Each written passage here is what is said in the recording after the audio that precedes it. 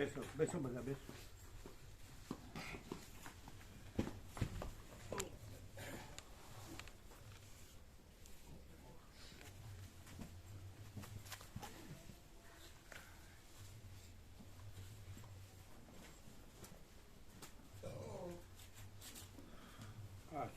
અશોક તમારે યોગા સેટ લેવાના જ નહીં બધાને, નિબોધ આવડાને નવા આવ્યા. હા, એમાં જૂના છે બીજા જે વાંચે એવાને આપી દેવાના. નવામાં નિત્ય દર્શન છે અને પ્રિન્ટિંગ ને બાઇન્ડિંગ બધું સરસ છે. એટલે લઈ લો. કેટલા જણ વાંચે એવા છે તમારે ત્યાં? એટલા સેટ લઈ લો. બધાએ લીધા છે વ્યાપક. અને આમ એની છાપેલી 1500 કિંમત છે. ચીનુપ્રભુ સેવામાં આપે છે 800માં. એટલે વ્યાપક લાભ થાય, બધા લાભ લે. તમારા વાંચે એવા કેટલા છે? બધાએ ગણવાના. તમારા પરામાં અને ગામમાં ને બધા વાંચે એવા કેટલા જણ છે?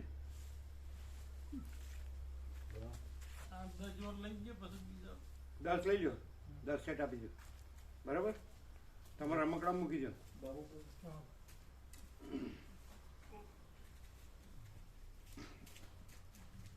તમારા જે તમારા માણસા બદપુરા, ઈશ્વરપુરા, બાપુપુરા બધા બાકી. હા, ઇન્દ્રપુરા બધા બાકી છે.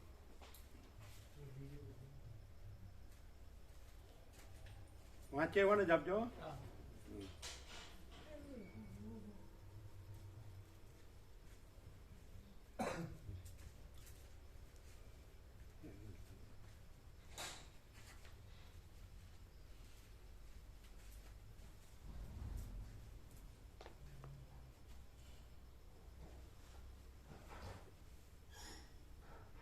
દસેક તો છે ને વાંચે એવા? 10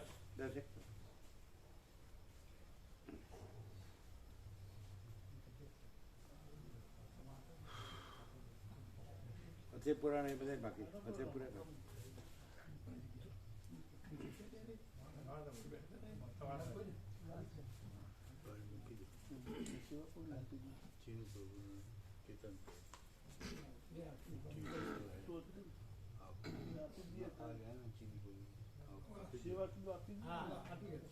નામ લખો.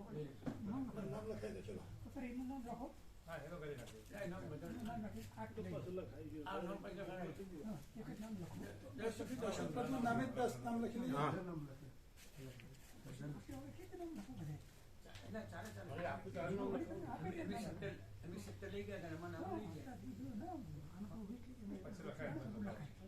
પાછા રમણ જયંતિ માં આવશે બધા, એટલે એ લોકોને આપી દેવાના.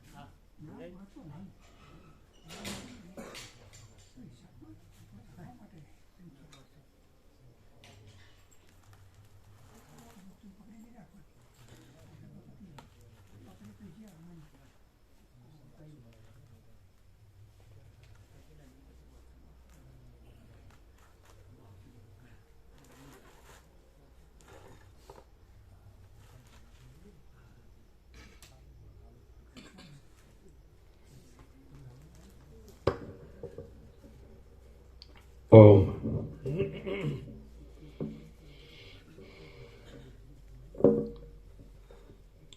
ઓમ ઓમ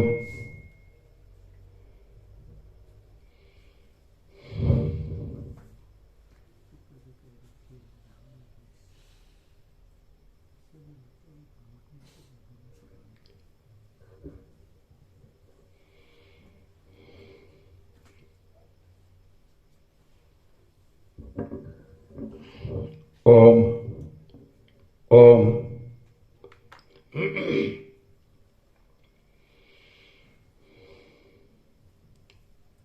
પરમ ચિદાકાશ,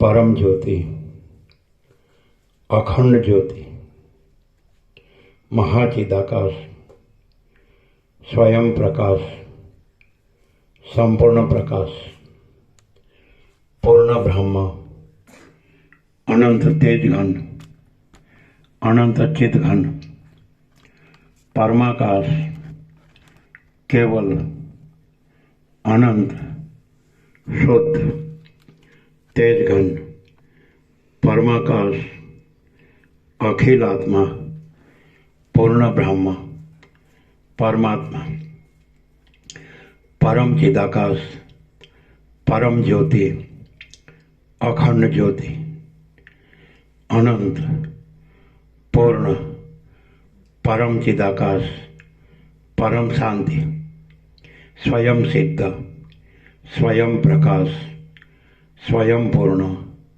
स्वस्वरूप, यही सब कुछ है, इसके सिवा कुछ नहीं है। शून्यभास, अनंत कोटि, महाकल्पो है ही नहीं। महाचिदाकाश, स्वयं प्रकाश, संपूर्ण प्रकाश, महाचिदाकाश ज्योति, अनंत, अखंड, अभेद, महाचिदाकाश ज्योति, महातत्व, महासामान्य, महाचिदाकाश, स्वसंवेद्य, सहज निर्विकल्प, महाचिदाकाश, परम कैवल्य, परम शांति, परम चिदाकाश, अनंत, पूर्ण, निरपेक्ष, सत्य, अनंत, संपूर्ण, अपरिग्य, निर्भ्रांत, निरपेक्ष। वशिष्ठराम स्थिति प्रकरण राउंड 41मो राउंड।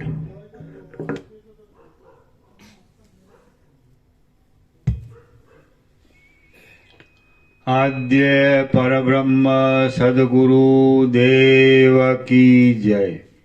ओम श्री परमात्मने नमः।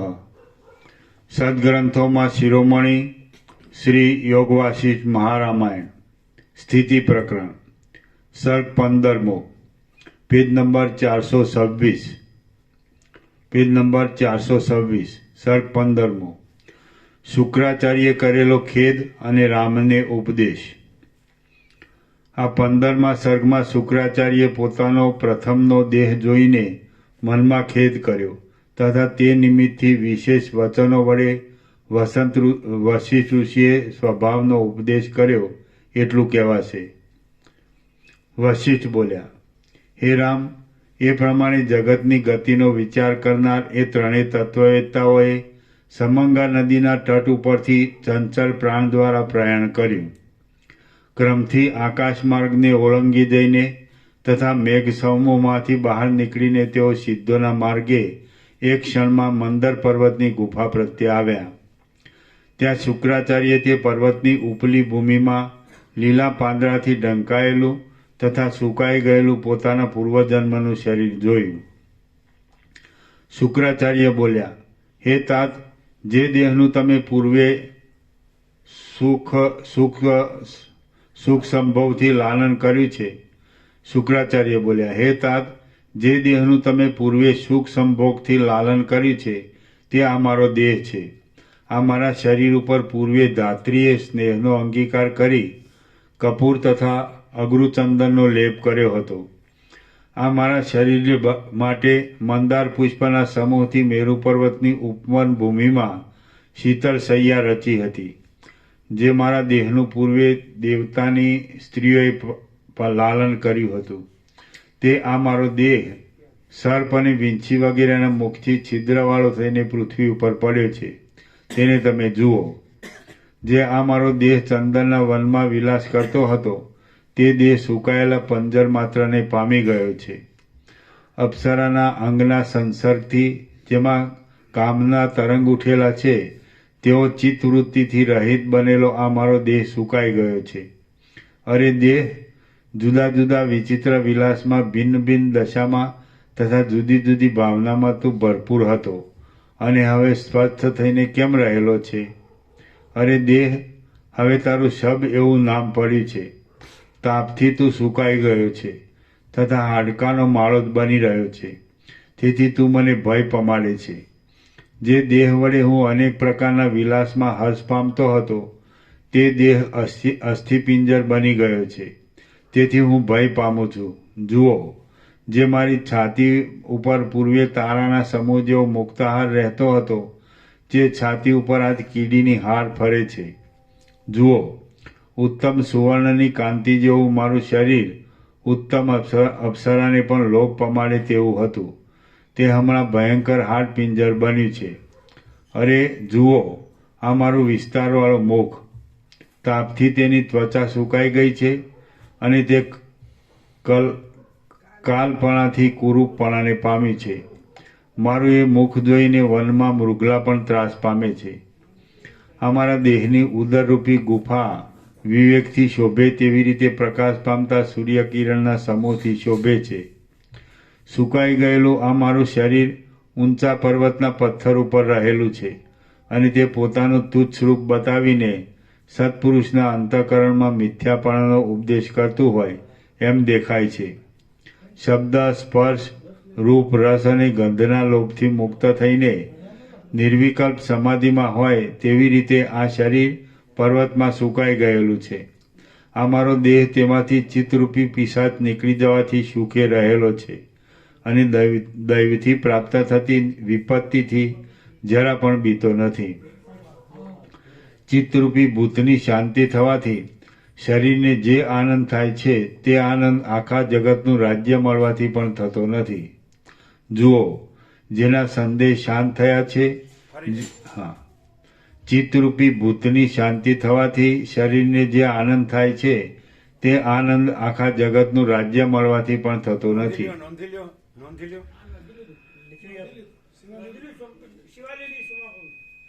લ્યો. બુકમાં નોંધ લ્યા.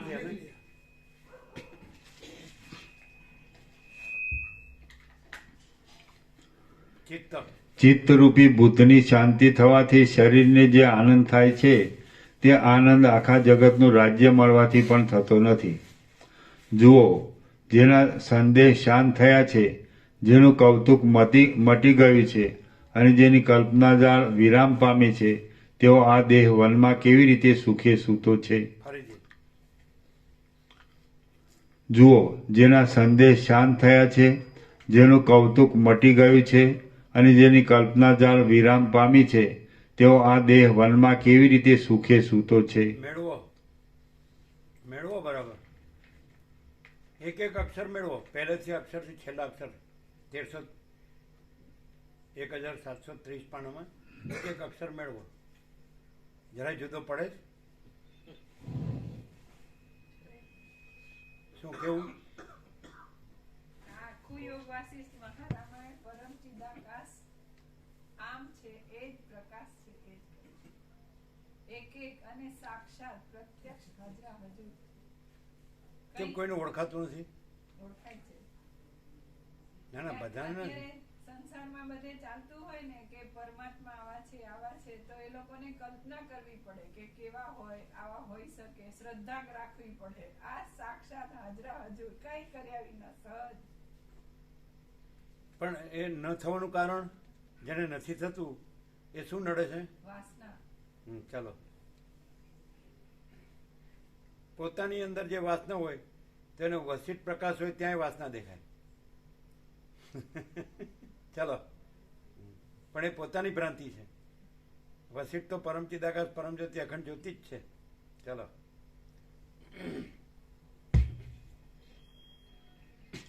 ચિત્તરૂપી વાંદરાની રંજાળથી ક્ષોભ પામેલું કાયરૂપી. અને ગમે એવો મૂળ વિષય પામર હોય તો કમ્પેર કરી શકે ને કે મેં આખી જિંદગી શું કર્યું છે અને હું કરું છું અને આમાં શું પ્રકાશ છે એનો ખબર પડે? આનો છાંટોય ન હોય એનામાં.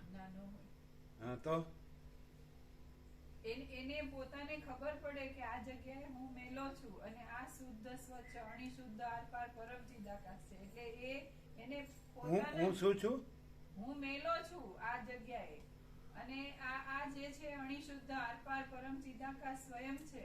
તો એ પોતે પોતાના કલ્યાણ માટે થઈને પોતે આ પ્રકાશનો સ્વીકાર કરે, આનું અનુસંધાન રાખે ને આમાં જ રહે.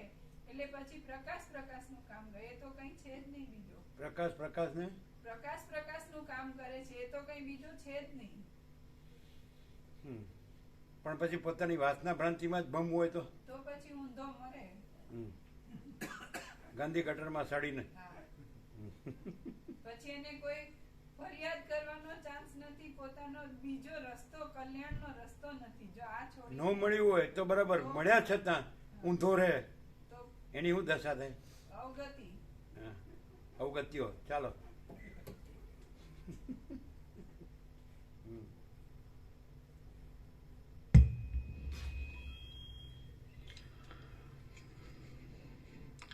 જુઓ, જેના સંદેહ શાંત થયા છે, જેનું કૌતુક મટી ગયું છે અને જેની કલ્પનાજાળ વિરામ પામી છે, તેવો આ દેહ વનમાં કેવી રીતે સુખે સૂતો છે.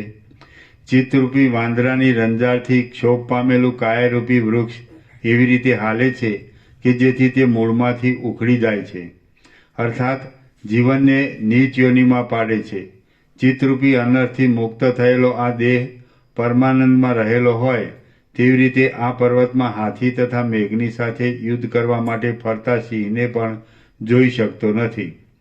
સર્વ આશારૂપી જ્વરના મૂળ કારણરૂપ મોહરૂપી મેઘના બીજનો નાશ કરવા સારું જ્યાં સુધી અચિતરૂપી શરદ ઋતુ આવતી નથી ત્યાં સુધી પ્રાણીના કલ્યાણનો માર્ગ હું જોતો નથી. ફરીથી જ્યાં સુધી સર્વ આશારૂપી જ્વરના મૂળ કારણરૂપ મોહરૂપી મેઘના બીજનો નાશ કરવા સારું જ્યાં સુધી અચિતરૂપી શરદ ઋતુ આવતી નથી ત્યાં સુધી પ્રાણીના કલ્યાણનો માર્ગ હું જોતો નથી. જે પુરુષોના મનનો નાશ થયો છે તે શાંત બુદ્ધિવાળા પુરુષો જ સર્વદેશી બ્રહ્મના સાક્ષાત્કારવાળી બુદ્ધિથી સુખ સંભોગની સીમાના અંતને પામ્યા છે. જે પુરુષોના મનનો નાશ થયો છે તે શાંત બુદ્ધિવાળા પુરુષો જ સર્વદેશી બ્રહ્મના સાક્ષાત્કારવાળી બુદ્ધિથી સુખ સંભોગની સીમાના અંતને પામ્યા છે.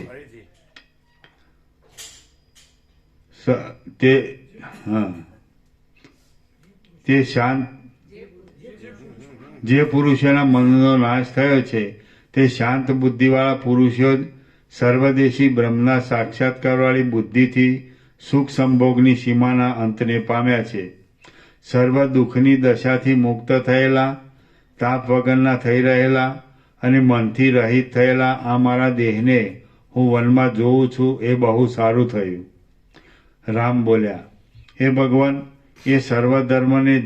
સર્વધર્મને જાણનાર વશિષ્ઠ ઋષિ, જે સમયે શુક્રાચાર્ય પોતાનો દેહ દીઠો તે પહેલાં તેમણે વારંવાર ઘણા શરીર ભોગવ્યા હતા, તો પણ તેમને ભૃગુ ઋષિએ ઉત્પન્ન કરેલા તે દેહ વિશે અતિશય મોહ થયો તથા ખેદ થયો. તેનું કારણ શું? વશિષ્ઠ બોલ્યા, હે રામચંદ્રજી, ભૃગુથી ઉત્પન્ન થયેલું શુક્રનું શરીર પૂર્વજન્મમાં કરેલા સત્કર્મોનું ફળ ભોગવવા માટે ઉગ્ર વાસનાથી થયું હતું. આમ શુક્રની વાસના જીવદશાને પામી હતી.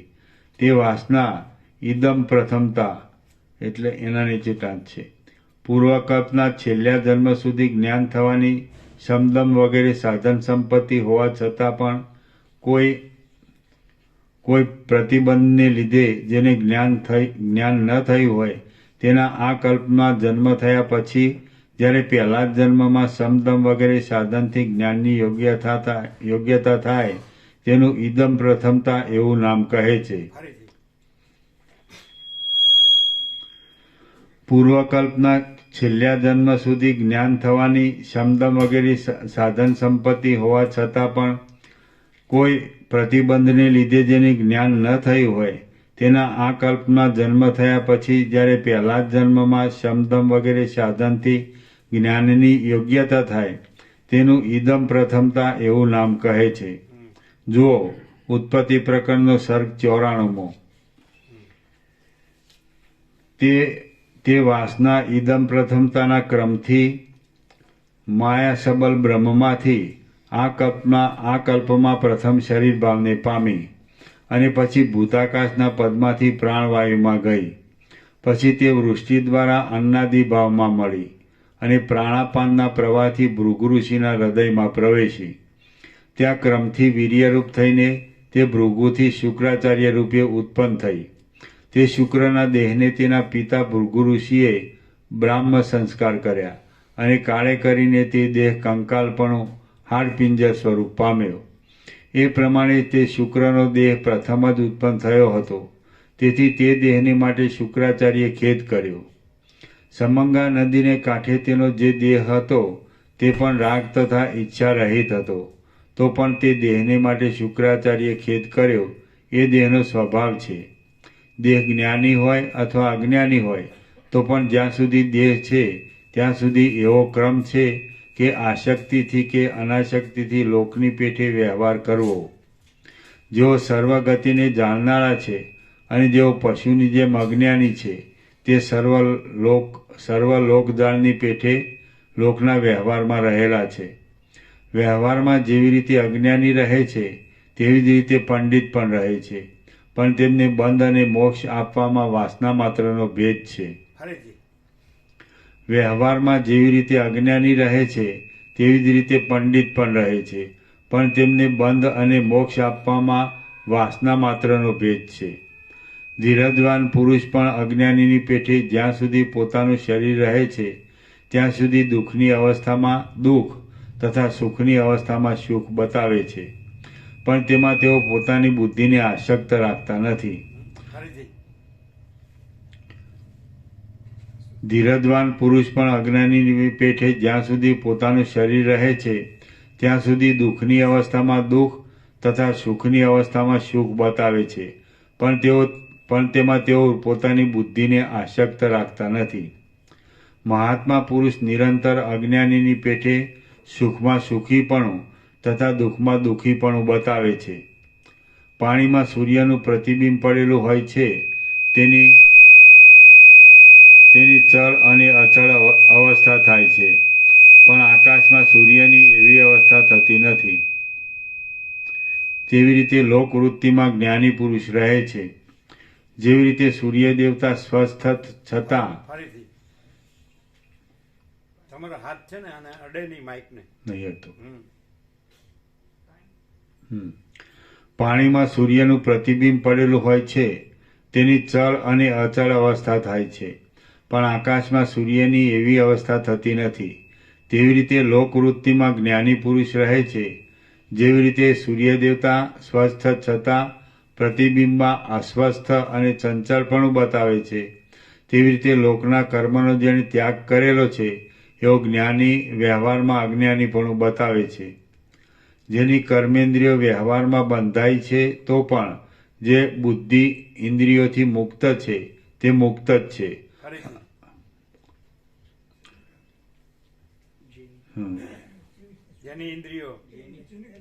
જેની કર્મેન્દ્રિયો વ્યવહારમાં બંધાય છે તો પણ જે બુદ્ધિન્દ્રિયોથી મુક્ત છે તે મુક્ત જ છે, અને જે કર્મેન્દ્રિયોથી મુક્ત થયેલો છે પણ બુદ્ધિન્દ્રિયોથી બંધાયેલો છે તે બંધાયેલો જ છે. જેમ પ્રકાશમાં તેજ મૂળ કારણભૂત છે તેમ સુખ દુઃખ અને બંધ મોક્ષમાં બુદ્ધિન્દ્રિયો મૂળ કારણ છે. જેમ પ્રકાશમાં તેજ મૂળ કારણરૂપ છે તેમ સુખ દુઃખ અને બંધ મોક્ષમાં બુદ્ધિન્દ્રિયો મૂળ કારણ છે. માટે હે રામચંદ્રજી, તમે સકળ ઈચ્છાની શાંતિ કરીને બહારથી લોકને ઉચિત હોય એવો આચાર કરો તથા અંતઃકરણથી આચારનો ત્યાગ કરીને સમાનપણે રહો. માટે હે રામચંદ્રજી, તમે સકળ ઈચ્છાની શાંતિ કરીને બહારથી લોકને ઉચિત હોય એવો આચાર કરો તથા અંતઃકરણથી આચારનો ત્યાગ કરીને સમાનપણે રહો. તમે કર્મફળના સંગથી મુક્ત રહો, પરમાત્મામાં સ્થિતિ રાખો અને મન વડે કર્મ કરો, કારણ કે કર્મ કરવા એ દેહનો સ્વભાવ છે.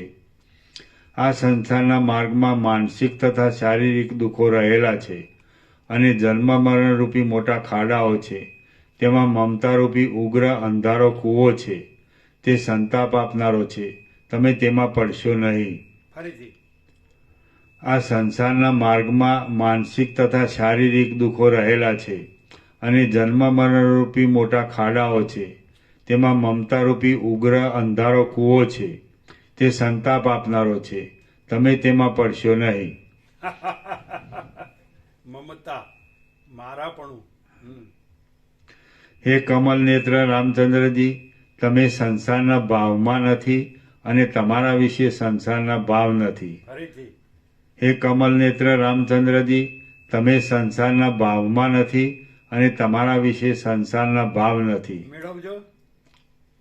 મેળવજો એક એક અક્ષર મેળવો પહેલે છેલ્લે સુધી. આખા 1730 પાના જ્યારે જુદું પડે જ. ચાલો પ્રેક્ટિકલ.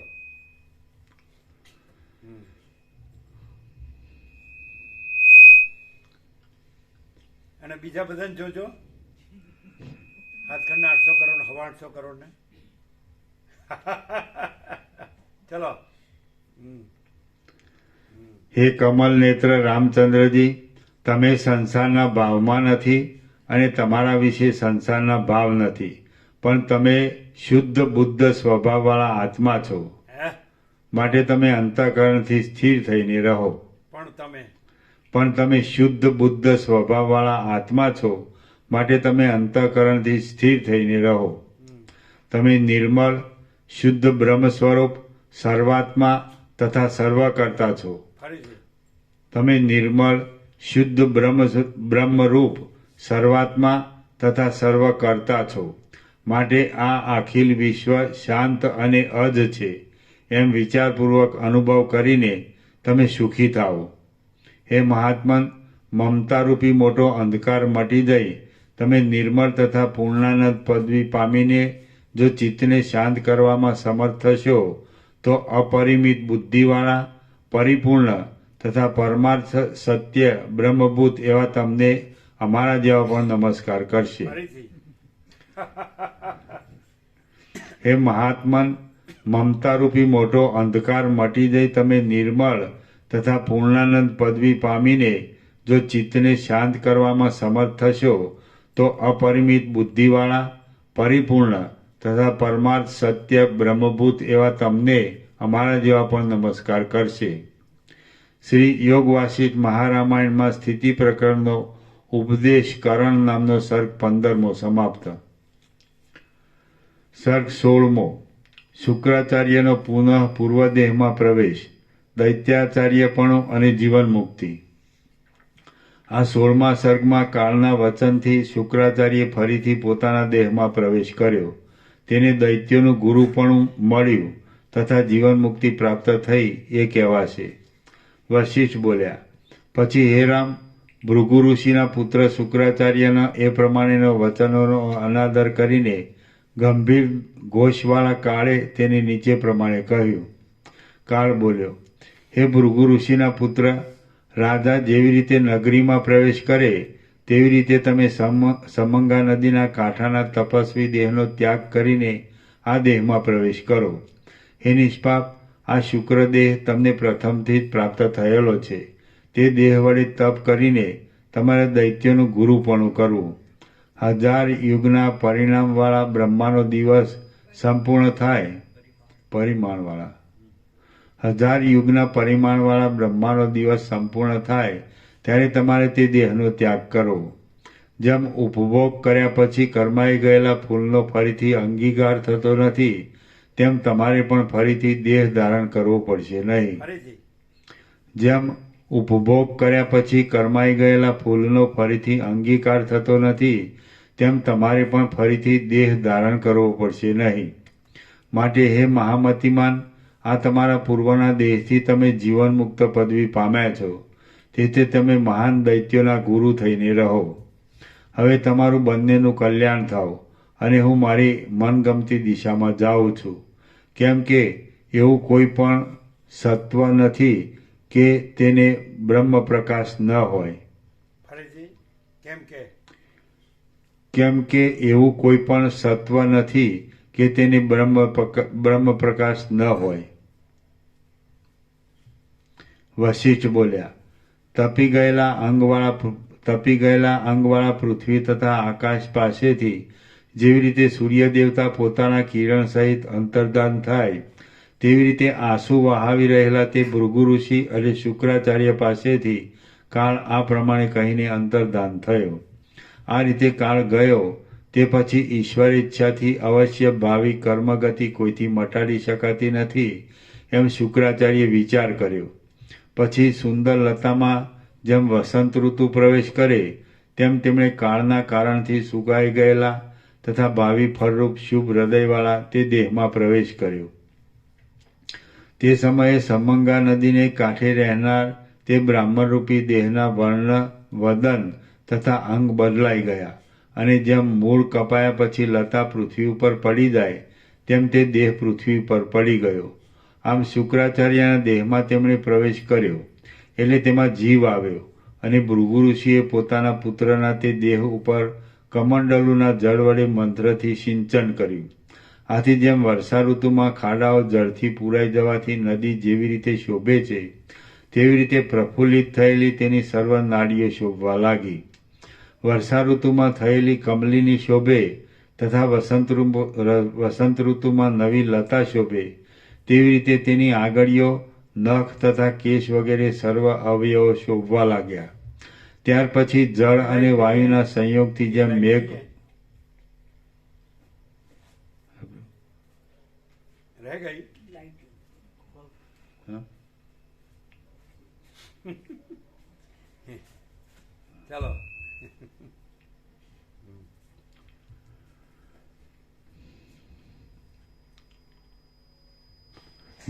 જેવી રીતે વર્ષા ઋતુમાં થયેલી કમલીની શોભે તથા વસંત ઋતુમાં નવી લતા શોભે, તેવી રીતે તેની આંગળીઓ, નખ તથા કેશ વગેરે સર્વ અવયવો શોભવા લાગ્યા.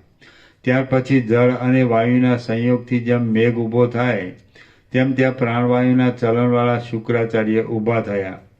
પછી પ્રથમ ઉલ્લાસ પામેલો મેઘ જેમ પોતાની ગર્જનાથી પર્વતને પ્રણામ કરે છે, તેમ તેમણે પાસે રહેલા અને પવિત્ર આકૃતિવાળા પોતાના પિતાને પ્રણામ કર્યા. પછી જેમ સ્નેહથી જેની આર્દ્ર વૃત્તિ થયેલી છે એવો મેઘ પર્વતની તળેટીને આલિંગન કરે છે, તેમ ભૃગુ ઋષિએ પ્રથમની પેઠે જ શોભિતા પોતાના પુત્રના દેહને આલિંગન કર્યું. તે મહાબુદ્ધિમાન ભૃગુએ તેના પૂર્વના કોમળ દેહ ઉપર સ્નેહથી દ્રષ્ટિ કરી અને આ મારો પુત્ર છે એવી રીતની અયોગ્ય અવસ્થા પર હાસ્ય કરીને તેમણે પોતાના પુત્ર ઉપરના સ્નેહનો ત્યાગ કર્યો. કારણ કે જ્યાં સુધી સંકલ્પ ભ્રમ છે ત્યાં સુધી તેમાં હું મારું રહે છે. ત્યાર પછી તે ભૃગુ ઋષિ અને શુક્રાચાર્ય રાત્રિની સમાપ્તિ થયા પછી ઉદય પામેલા ચંદ્ર અને સૂર્યની જેમ પરસ્પર શોભવા લાગ્યા. ઘણા દિવસના સમાગમથી બંધાયેલું ચક્રવાક પક્ષીનું જોડું હોય અને વરસાદના આગમનથી સ્નેહયુક્ત મયુર તથા મેઘ હોય, તે પ્રમાણે ઘણા લાંબા કાળથી દ્રઢ ઉત્કંઠાવાળા તે બંને પિતા અને પુત્ર તુલ્ય યોગ્યતાથી શોભવા લાગ્યા. ત્યાર પછી તે બંને મહાબુદ્ધિમાનો એક મુહૂર્ત સુધી ત્યાં રહ્યા, અને પછી ત્યાંથી ઊભા થઈને સમંગા નદીને કાંઠે રહેનાર તે બ્રાહ્મણના દેહને તેમણે અગ્નિ સંસ્કાર કર્યો. એવો કયો માણસ છે કે જે જગતના આચારને અનુસરીને ન રહે?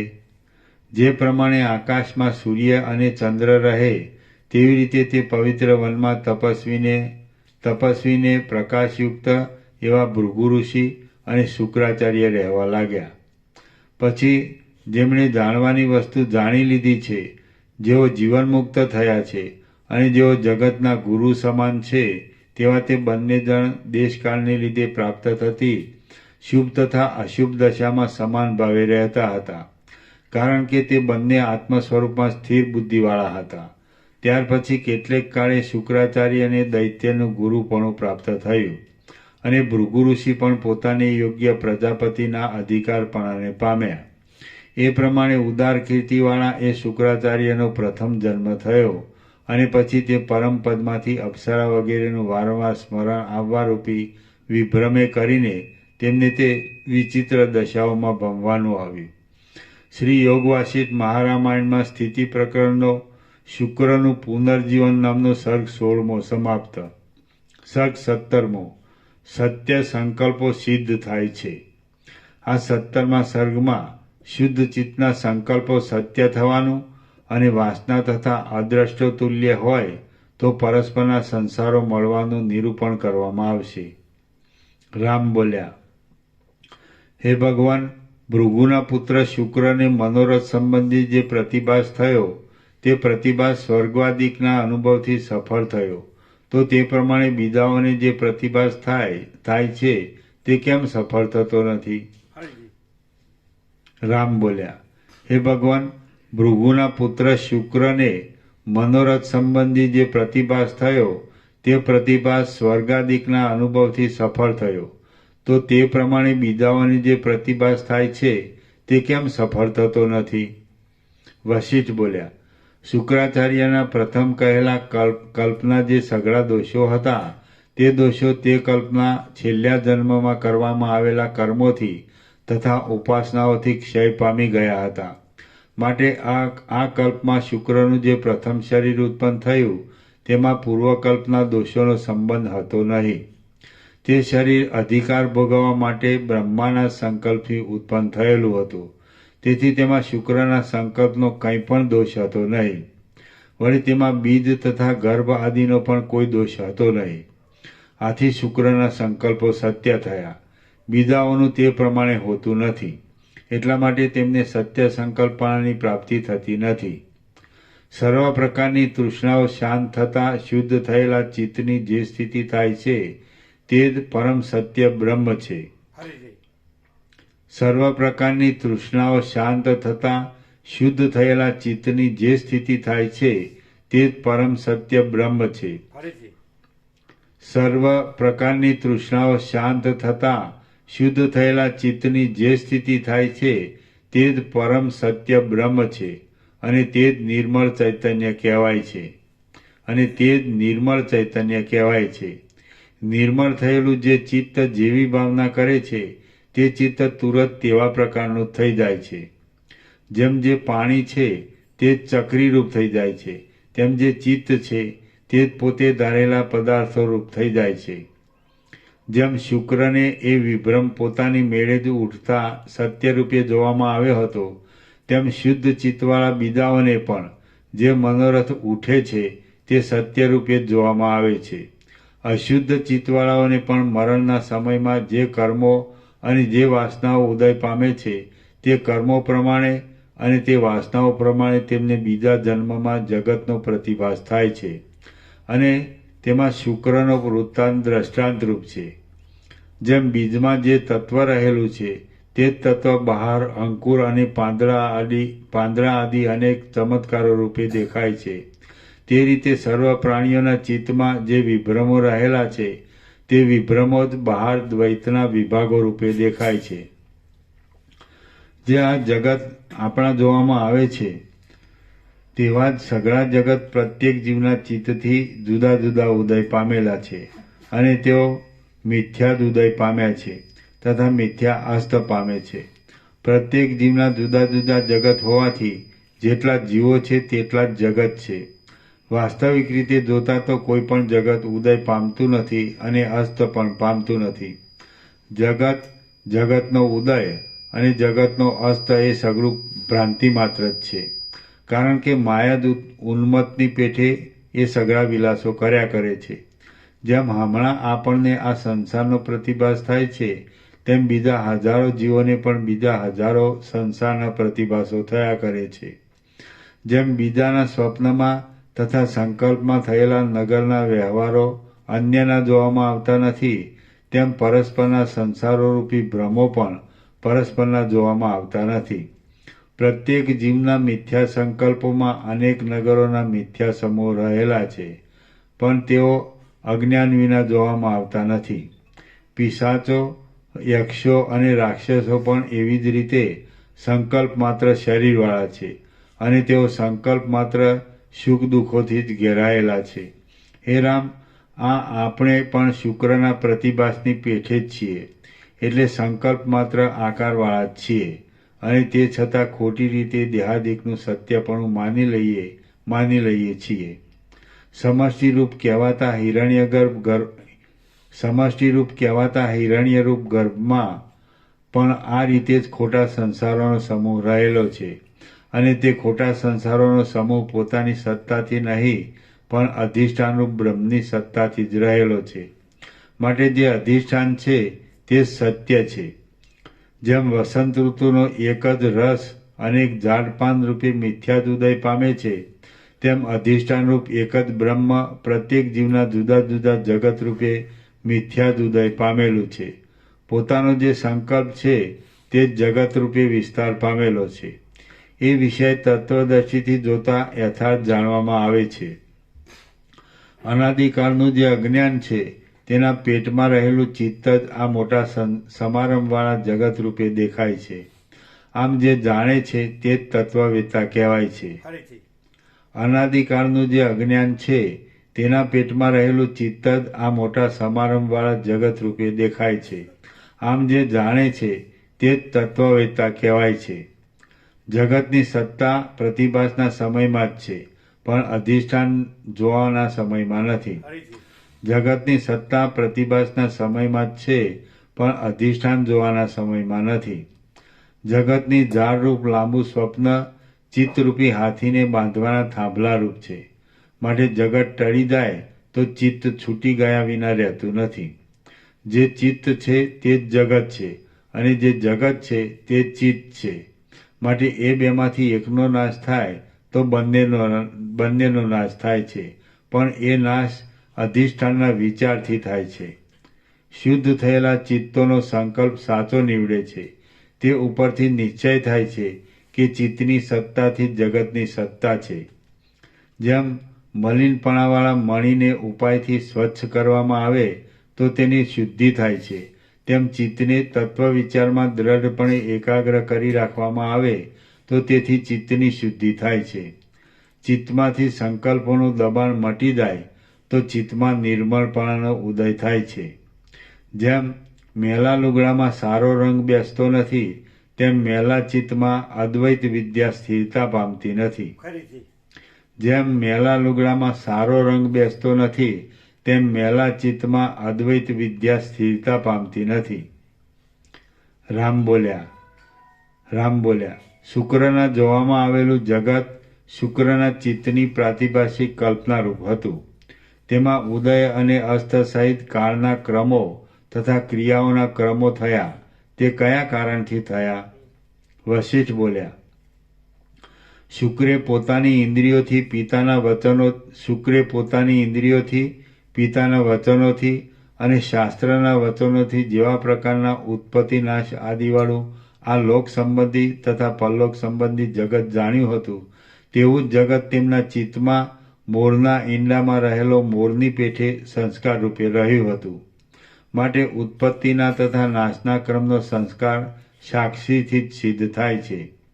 જેમ બીજમાંથી અંકુર, પાંદડા, લતા, ફૂલ તથા ફળ વગેરે અનુક્રમે ઉદય પામે છે, તેમ ચિત્તમાં રહેલું જગત પિતાના વચન વગેરે ઉપરથી અનુક્રમે ગોઠવાયું છે એમ સમજવું. જીવ જાગ્રતમાં જ વાસનાથી બંધાયો હોય છે અને તે વાસના પ્રમાણે સ્વરૂપમાં જુએ છે. તે રીતે સ્વપ્ન વગરના સમયમાં પણ જીવ જે વાસનાથી બંધાયો હોય છે તે વાસના પ્રમાણે જ ચિત્તની અંદર જુએ છે. આ જગત એક પ્રકારનું લાંબુ સ્વપ્ન જ છે. હે રામ, એક સૈન્યમાં રહેલો પ્રત્યેક માણસ સૈન્યની વાસનાથી બંધાયેલો હોવાને લીધે રાત્રિએ સ્વપ્નમાં પોતપોતાની વાસનાથી કલ્પાયેલું જુદું જુદું સૈન્ય જુએ છે અને તે સૈન્યને એકનું એક માને છે. તેમ જીવો પણ વાસનાથી બંધાયેલા હોવાને લીધે પ્રત્યેક જીવ જુદા જુદા જગતને જુએ છે અને તે જગતને એક માની લે છે. રામ બોલ્યા, પ્રત્યેક જીવના સંસારો જુદા જુદા છે એમ આપે કહ્યું તો તે વિષયમાં મને જિજ્ઞાસા થાય છે કે એ જુદા જુદા સંસારમાં કોઈ સંસાર પરસ્પર મળે છે કે નથી મળતા? હે નિષ્પાપ, એ વિષય આપે સંપૂર્ણ રીતે કહેવો જોઈએ. જો કોઈના પણ સંસાર પરસ્પર ન મળતા હોય તો શિષ્યોનો અને ગુરુનો સંસાર જુદો જુદો હોવાને લીધે જેમ સ્વપ્નમાં કરેલો પરોપકાર તે ધણીને પ્રાપ્ત થતો નથી, તેમ ગુરુએ કરેલો ઉપદેશ શિષ્યને પ્રાપ્ત થતો નથી અને તેથી કોઈને મોક્ષ જ થતો નથી એમ માનવું પડશે. અને જો પરસ્પરના સંસારો પરસ્પરને મળતા હોય તો એકબીજાના જ્ઞાનથી સંસારનો બાદ થઈ શકશે નહીં. વશિષ્ઠ બોલ્યા, મલિન મન સામર્થ્ય વગરનું હોવાને લીધે શુદ્ધ મનની સાથે મળી શકતું નથી. પણ જેમ તપાવેલું લોઢું તપાવેલા લોઢાની સાથે એક થઈ જાય છે, તેમ શુદ્ધ મનની સાથે એક થઈ જાય છે. આમ છે એટલા માટે શુદ્ધ મનવાળાઓના સંસારો પરસ્પર મળે છે અને અશુદ્ધ મનવાળાઓના સંસારો પરસ્પર મળતા નથી. એટલે તમે કહેલો એકે દોષ આ વિષયમાં લાગુ પડતો નથી. જો ચિત્ત શુદ્ધ હોય તો એક રૂપવાળા જળની જેમ તે પરસ્પર મળી જાય છે, અને જો ચિત્ત અશુદ્ધ હોય તો મેલા જળની પેટે પરસ્પર મળી જતા નથી. ચિત્તની સાધારણ રીતની શુદ્ધિ એ જુદી વાત પણ છે. ચિત્તની સાધારણ રીતની શુદ્ધિ એ જુદી વાત છે, પણ પરમ શુદ્ધિ તો અત્યંત રીતે વાસનાઓથી રહિતપણું, એટલે કોઈ પણ સંસ્કારનું નહીં રહેવાપણું અને સર્વદા એકરૂપપણું એ જ છે. ફરીથી ચિત્તની સાધારણ રીતની શુદ્ધિ એ જુદી વાત છે, પણ પરમ શુદ્ધિ તો અત્યંત રીતે વાસનાઓથી રહિતપણું, એટલે કોઈ પણ સંસ્કારનું નહીં રહેવાપણું અને સર્વદા એકરૂપપણું એ જ છે. આ રીતે ચૈતન્ય માત્ર રૂપે સ્થિતિરૂપ એવી ચિત્તની શુદ્ધિ થાય છે, એટલે તે તુરત જ પરમ બોધવાળો થાય છે, અને એટલા જ લાભથી તે મોક્ષને પ્રાપ્ત થાય છે. આ રીતે ચૈતન્ય માત્ર રૂપે સ્થિતિરૂપ એવી ચિત્તની શુદ્ધિ થાય છે, એટલે તે તુરત જ પરમ બોધવાળો થાય છે, અને એટલા જ લાભથી તે મોક્ષને પ્રાપ્ત થાય છે. શ્રી યોગ વાસિષ્ઠ મહારામાયણમાં સ્થિતિ પ્રકરણનો સત્ય સંકલ્પ સિદ્ધિ નામનો સર્ગ 17મો સમાપ્ત.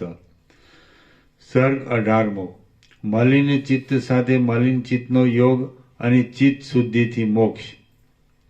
આ 18મા સર્ગમાં કામ કર્માદિકની તુલ્યતા થાય તો મલિન ચિત્તનો પણ બીજા મલિન ચિત્તોની સાથે યોગ થાય છે એમ કહેવામાં આવશે, અને જ્ઞાનીને ચિત્તની શુદ્ધિથી મોક્ષની પ્રાપ્તિ થવાનું કહેવામાં આવશે. વશિષ્ઠ બોલ્યા, હે રામ, આત્મા ગમે તેવી સ્થૂળ તથા સૂક્ષ્મ કલ્પનાઓને અનુસરનારા સ્વભાવવાળો છે, અને ચૈતન્ય એક રસ છે.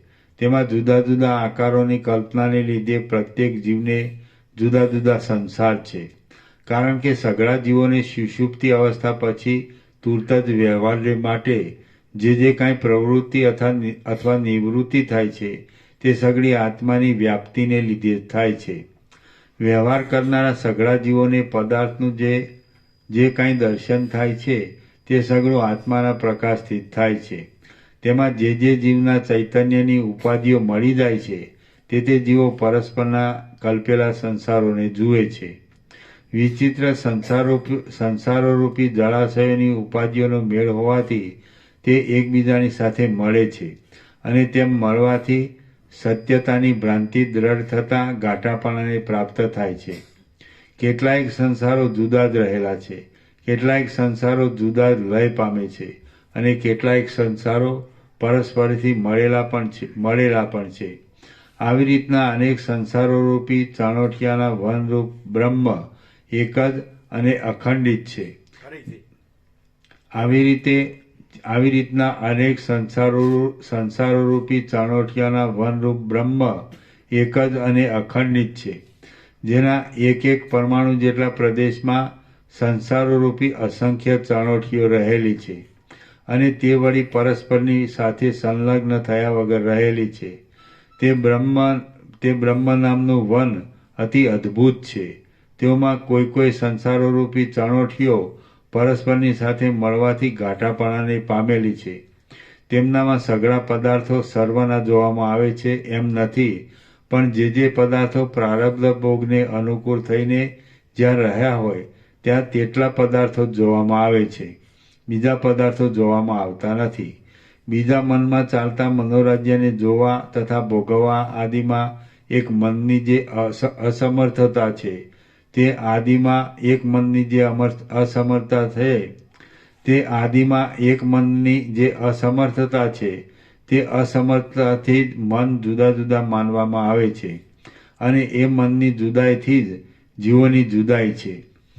આવી રીતે જુદા જુદા મનોરાજ્યરૂપી સંસારોમાં કેટલાયક મનોરાજ્યો પરસ્પરથી મળી ગાઢ થાય છે, એટલે દેહાભિમાન દ્રઢ થઈ જાય છે, અને એ મનોરાજ્યનું વિસ્મરણ થાય તો સ્વાભાવિક રીતે દેહનો અભાવ જ રહે છે. ચૈતન્યરૂપી સોનું દેહરૂપ મિથ્યા આકારનું અભિમાન ધારણ કરવાને લીધે પોતાના સ્વરૂપને ભૂલીને મિથ્યા રીતે જ કેવળ માયિક દેહાકારપણારૂપ કડાપણાનો અનુભવ કરે છે. કોઈના કર્મોની તથા વાસના આદિની સમાનતા થતાં તેઓ કર્મો તથા વાસનાઓ આદિ જ્યારે એક કાળમાં ફળ આપવાને ઉન્મુખ થાય છે ત્યારે અશુદ્ધ ચિત્તોનું પણ પરસ્પરના સંસારોરૂપી મળવું થાય છે. જેમ હઠયોગના અભ્યાસથી શુદ્ધ થયેલા યોગીઓનો પ્રાણવાયુ પરાયા દેહમાં પ્રવેશ કરીને તે દેહના વશ થયેલા પ્રાણાદિકને જાણવાને લીધે તેઓએ જાણવાના શબ્દાદિકને જાણે છે. તેમ શુદ્ધ થયેલું મન પણ પરાયા મનોરાજ્યને જાણી શકે છે. જાગ્રત, સ્વપ્ન અને સુષુપ્તિ એ 3 અવસ્થાઓ સ્થૂળ દેહ હોય તો જ થાય છે એમ સમજવું નહીં, કારણ કે એ 3 અવસ્થાઓનું મૂળ જીવપણું જ છે. આ પ્રમાણે જીવ જ 3 અવસ્થારૂપ છે એમ વિચાર કરતા જીવથી ન્યારું દેહનું સ્વરૂપ કાંઈ પણ અવશેષ રહેતું નથી. જળના સ્વરૂપનો વિચાર કરતા જળથી જુદું તરંગોનું સ્વરૂપ કાંઈ પણ અવશેષ રહે નહીં. તત્વવેત્તા જીવ આ રીતે તુર્યપદમાં જાગ્રતથી, સ્વપ્નથી અને સુષુપ્તિથી જુદા સ્વરૂપમાં રહેલા બ્રહ્મભાવને જ્ઞાનથી પ્રાપ્ત થઈને જીવપણાથી નિવૃત્ત થાય છે. તત્વવેત્તા જીવ આ રીતે તુર્યપદમાં જાગ્રતથી, સ્વપ્નથી અને સુષુપ્તિથી જુદા સ્વરૂપમાં રહેલા બ્રહ્મભાવને જ્ઞાનથી પ્રાપ્ત થઈને જીવપણાથી નિવૃત્ત થાય છે. તત્વવેત્તા જીવ આ રીતે તુર્યપદમાં જાગ્રતથી, સ્વપ્નથી અને સુષુપ્તિથી જુદા સ્વરૂપમાં રહેલા બ્રહ્મભાવને જ્ઞાનથી પ્રાપ્ત થઈને જીવપણાથી નિવૃત્ત થાય છે. અને અજ્ઞાની જીવ પોતાની કલ્પનાથી દેહાકાર થઈને વારંવાર સંસારમાં પ્રવર્તે છે. અને અજ્ઞાની જીવ પોતાની કલ્પનાથી દેહાકાર થઈને વારંવાર સંસારમાં પ્રવર્તે છે. અને અજ્ઞાની જીવ પોતાની કલ્પનાથી દેહાકાર થઈને વારંવાર સંસારમાં પ્રવર્તે છે. જોકે જ્ઞાની જીવ અને અજ્ઞાની જીવ બંને વાસ્તવિક રીતે બ્રહ્મરૂપ હોવાથી બંનેને મુક્તપણું સરખું જ છે, તો પણ અજ્ઞાની જીવ સૂતેલા જેવો છે અને તે પોતાના સ્વરૂપને નહીં જાણવાથી જન્મ મરણ પામ્યા કરે છે. જોકે જ્ઞાની જીવ અને અજ્ઞાની જીવ બંને વાસ્તવિક રીતે બ્રહ્મરૂપ હોવાથી બંનેને મુક્તપણું સરખું જ છે, તો પણ અજ્ઞાની જીવ સૂતેલા જેવો છે અને તે પોતાના સ્વરૂપને નહીં જાણવાથી જન્મ મરણ પામ્યા કરે છે. ચૈતન્ય સર્વવ્યાપક હોવાને લીધે કોઈ જીવ બીજા જીવના સંસારમાં પણ પ્રવેશ કરે છે. એક સંસારમાં જુદા જુદા રૂપોવાળા બીજા સંસારો પણ છે. જેમ કેળના થાંભલામાં એક છોતરાની અંદર બીજું છોતરું અને બીજા છોતરાની અંદર ત્રીજું છોતરું એમ છોતરાના સમૂહો હોય છે, તેમ તે સંસારોની અંદર પણ સંસારોના સમૂહો રહેલા છે. જેમ અનેક છોતરા છતાં કેળ એક રૂપે છે, તેમ અનેક સંસારો છતાં બ્રહ્મ એક રૂપે છે. જેમ અનેક છોતરા છતાં કેળ એક રૂપે છે, તેમ અનેક સંસારો છતાં બ્રહ્મ એક રૂપે છે. વિસ્તાર પામેલી કેળની પેઠે બ્રહ્મ સ્વભાવથી શીતળ છે. સેંકડો પ્રકારના અવયવોનો વિસ્તાર થતાં પણ જેમ કેળમાં ભિન્નતા નથી, તેમ સેંકડો સંસારો થતાં પણ બ્રહ્મમાં ભિન્નતા નથી. તેમ વડ આદિનું બીજ જળના સંસર્ગથી વડ આદિરૂપ થઈને પાછું બીજરૂપે આવિર્ભાવ પામે છે, તેમ બ્રહ્મ પણ વાસના આદિના સંસર્ગથી મનરૂપ થઈને પાછો જ્ઞાનનો ઉદય થતાં બ્રહ્મરૂપે આવિર્ભાવ પામે છે. જેમ રસથી થયેલું બીજ ફળરૂપે આવિર્ભાવ પામે છે, તેમ બ્રહ્મથી થયેલો જીવ જગતરૂપે આવિર્ભાવ પામે છે. જેમ રસનું કારણ શું હશે એ પૂછવું પણ અઘટિત છે, તેમ બ્રહ્મનું કારણ શું હશે એ પૂછવું પણ અઘટિત છે. બ્રહ્મ એ એક જાતનો જગતનો સ્વભાવ જ છે એમ કહેવું યોગ્ય નથી, કારણ કે સ્વભાવ કાર્યની સાથે ઉત્પન્ન થાય છે અને બ્રહ્મ જગતની સાથે ઉત્પન્ન થતું નથી. બ્રહ્મ નિર્વિકાર, અદ્વિતીય અને અસંગ હોવાથી વાસ્તવિક રીતે કોઈનું કારણ નથી અને આરોપની રીતિથી સઘળા પ્રપંચનું આદિ કારણ છે. તેમાં જગતની વિચિત્રતા થવાના બીજા કોઈ પણ કારણો નથી. આમ છે એટલા માટે સારરૂપે બ્રહ્મનો જ વિચાર કરવો યોગ્ય છે. સાર વગરના બીજા વિચારો કરવાથી કાંઈ પુરુષાર્થ થાય એમ નથી. ફરીથી આમ છે એટલા માટે સાર રૂપે બ્રહ્મનો જ વિચાર કરવો યોગ્ય છે. સાર વગરના બીજા વિચારો કરવાથી કાંઈ પુરુષાર્થ થાય એમ નથી. જે બીજ હોય છે તે પોતાના આકારને છોડીને અંકુર આદિ રૂપે થયેલું જોવામાં આવે છે, પણ બ્રહ્મ તો પોતાના સ્વરૂપને નહીં છોડતા જગત રૂપે જ થયેલું છે. વૃક્ષનું બીજ ફાટીને તેમાંથી અંકુર નીકળે છે એટલે બીજા પ્રદેશથી વધારે પ્રદેશમાં વ્યાપે છે, પણ જગત તો બ્રહ્મમાં જ રહેલું છે એટલે બ્રહ્મના પ્રદેશથી જરા પણ અધિક પ્રદેશમાં ફેલાયેલું નથી. બીજનું સ્વરૂપ અવયવવાળું છે, માટે તે બીજની સાથે નિરવયવ બ્રહ્મને સમાન ગણવું યોગ્ય નથી. બ્રહ્મને કોઈની પણ ઉપમા લાગુ પડે એમ નથી. જે બ્રહ્મ છે તે જ જગત રૂપે પ્રતીત થાય છે, પણ વાસ્તવિક રીતે જગત રૂપે થયું જ નથી. જેમ રજ્જુ સર્પરૂપે થયેલી છે અને સર્પરૂપે નથી પણ થયેલી, તેમ બ્રહ્મ જગત રૂપે થયેલું છે અને જગત રૂપે થયેલું પણ નથી. પોતે દ્રષ્ટા છતાં પોતાને દ્રશ્યરૂપ માને છે, એટલા માટે ખરા સ્વરૂપનું ભાન થતું નથી. પોતે દ્રષ્ટા છતાં પોતાને દ્રશ્યરૂપ માને છે, એટલા માટે ખરા સ્વરૂપનું ભાન થતું નથી. જ્યાં સુધી પોતાનું સ્વરૂપ દ્રશ્યરૂપ મનાયું હોય ત્યાં સુધી પોતાના સ્વરૂપની સાચી સ્થિતિનો કોને અનુભવ થાય? જ્યાં સુધી પોતાનું સ્વરૂપ દ્રશ્યરૂપ મનાયું હોય ત્યાં સુધી પોતાના સ્વરૂપની સાચી સ્થિતિનો કોને અનુભવ થાય? જ્યાં સુધી ઝાંઝવાના પાણીમાં જળની ભ્રાંતિ હોય ત્યાં સુધી કશું સમજુપણું નથી. જો સમજુપણું હોય તો ઝાંઝવાના પાણીમાં જળની ભ્રાંતિ કેમ જ હોય? આત્મા નિર્મળ, સ્વયંપ્રકાશ અને વ્યાપક છે, તો પણ જોવામાં આવતો નથી. ફરીથી આત્મા નિર્મળ, સ્વયંપ્રકાશ અને વ્યાપક છે, તો પણ જોવામાં આવતો નથી. માટે બહિર્મુખ લોકોની ભ્રાંતિ ભારે પ્રબળ છે.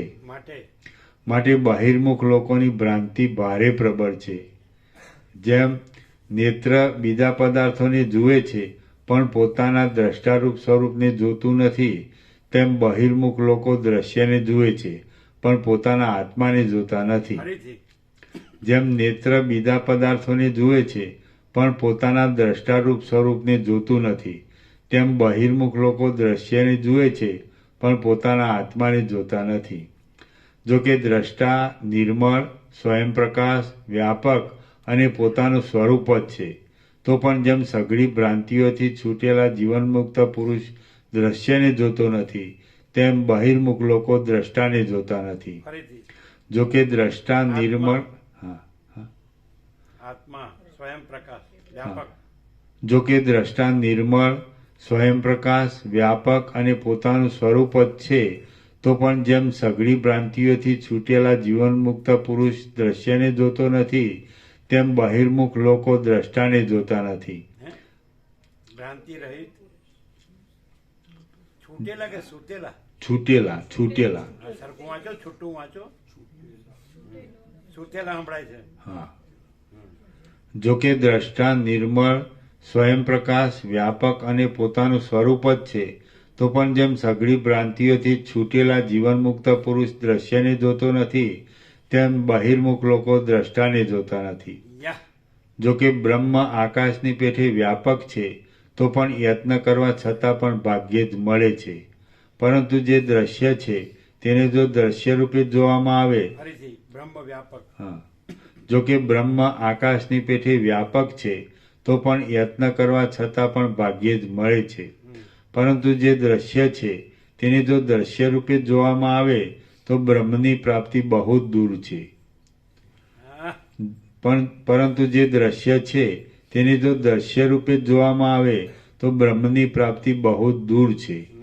દ્રશ્ય જગતમાં દ્રશ્યપણાનું માર્જન કરીને જો બ્રહ્મ બુદ્ધિ કરવામાં આવે તો જ બ્રહ્મ પ્રાપ્ત થાય છે.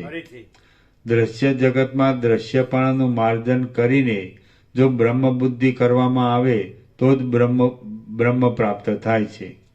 જ્યાં સુધી જગતને બ્રહ્મ રૂપે નહીં પણ જગત રૂપે જોવામાં આવે છે, ત્યાં સુધી અત્યંત સૂક્ષ્મ એવા બ્રહ્મનું જ્ઞાન થવું ઘણું દૂર છે.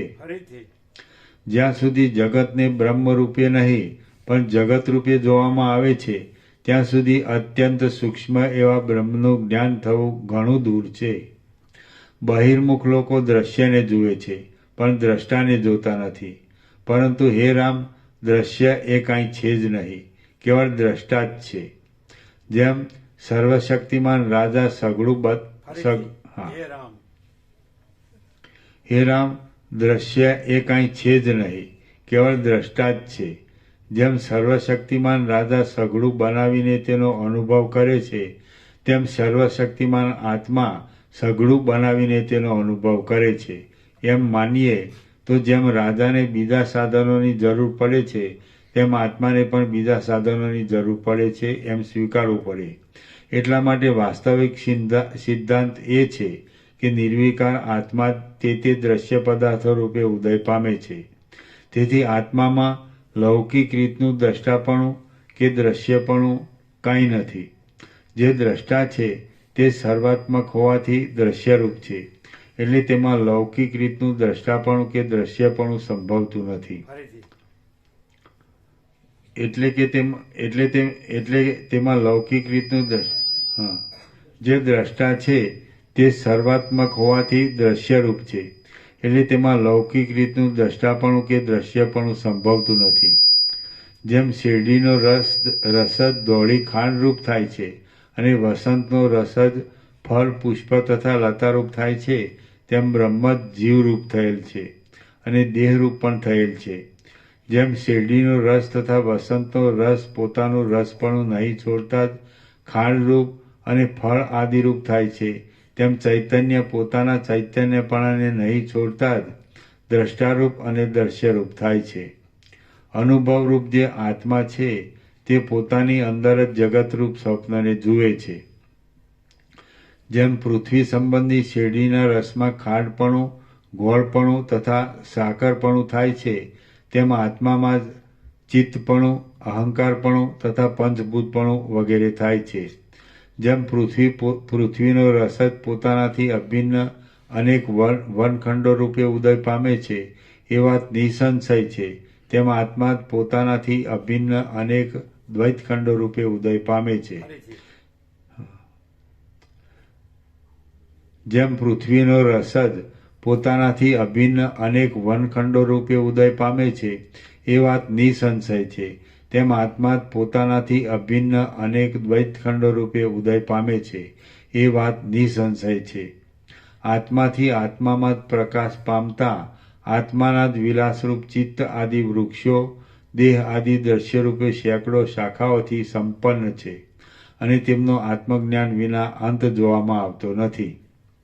જેમ પૃથ્વીનો રસ પ્રત્યેક વનખંડો રૂપ થઈને પોતપોતાના રસોનો ચમત્કાર દેખાડે છે, તેમ બ્રહ્મ પ્રત્યેક બ્રહ્માંડ રૂપ થઈને પોતપોતાના જુદા જુદા ભોગોનો ચમત્કાર દેખાડે છે. જે જીવનો જે સંસ્કાર જે રીતે ઉદય પામે છે, તે જીવના તે સંસ્કારને તે રીતે સંસારરૂપ થઈને ચૈતન્ય બ્રહ્મ અનુસરે છે. એવા અનેક સંસારોમાં કેટલાક જીવોના સંસાર પરસ્પર મળે છે અને તેઓમાં જીવો પોતાની મેળે વિહાર કરીને ઘણે કાળે શાંત થઈ જાય છે. હે રામ, તમે પરમ સૂક્ષ્મ દ્રષ્ટિરૂપ જ્ઞાન ચક્ષુ વડે જુઓ તો પરમાણુના મધ્યોમાં પણ હજારો સંસારોના સમૂહો રહે છે. જેમ તલમાં તેલ રહ્યું છે, તેમ ચિત્તમાં, આકાશમાં, પથરામાં, જ્વાળામાં, વાયુમાં અને જળમાં લાખો સંસારો રહ્યા છે. આ સગળા ચિત્તના વિકારો છે. એટલા માટે જ્યારે ચિત્ત શુદ્ધ થાય છે ત્યારે જીવ બ્રહ્મરૂપ થાય છે. એટલા માટે જ્યારે ચિત્ત શુદ્ધ થાય છે, આ સગળા ચિત્તના જ વિકારો છે. હે રામ, તમે પરમ સૂક્ષ્મ દ્રષ્ટિરૂપ જ્ઞાન ચક્ષુ વડે જુઓ તો પરમાણુના મધ્યમાં પણ હજારો સંસારોના સમૂહો રહે છે. જેમ તલમાં તેલ રહ્યું છે, તેમ ચિત્તમાં, આકાશમાં, પથરામાં, જ્વાળામાં, વાયુમાં અને જળમાં લાખો સંસારો રહ્યા છે. આ સઘળા ચિત્તના વિકારો છે. એટલા માટે જ્યારે ચિત્ત શુદ્ધ થાય છે ત્યારે જીવ બ્રહ્મરૂપ થાય છે. એ શુદ્ધ ચૈતન્ય સર્વવ્યાપક છે. એટલા માટે જેમ કોઈ સમયે આપણા અને પરાયા સ્વપ્નો મળી જાય છે, તેમ સંસારો પણ પરસ્પર મળી જાય છે. બ્રહ્મા આદિ પુરુષોને પણ પોતાના સ્વરૂપમાં જ ભ્રાંતિને લીધે આ બ્રહ્માંડરૂપી લાંબુ અને મોટું સ્વપ્ન પોતાની અંદર જ ઉઠેલું છે. કેટલાક જીવો એક સંસારરૂપી સ્વપ્નમાંથી બીજા સંસારરૂપી સ્વપ્નમાં અને બીજા સંસારરૂપી સ્વપ્નમાંથી ત્રીજા સંસારરૂપી સ્વપ્નમાં જાય છે. એટલે એમ જતાં જતાં વાસનાઓ દ્રઢ થવાથી ચિત્તમાં કલ્પાયેલા ભીંત આદિ પદાર્થો જ બહારના ભીંત આદિ પદાર્થો રૂપે અત્યંત દ્રઢ પ્રતીત થાય છે. ચૈતન્ય જ્યાં જે આકારની ભાવના કરે છે ત્યાં તરત જ તે રૂપ જ થઈ જાય છે. વાસનાના ઉદય પ્રમાણે વિવર્ત પામવાનું ચૈતન્યમાં સામર્થ્ય જ છે. એ સામર્થ્યને લીધે સ્વપ્નમાં જે જોવામાં આવે છે તે પણ સ્વપ્નના સમયમાં સાચું જ જણાય છે.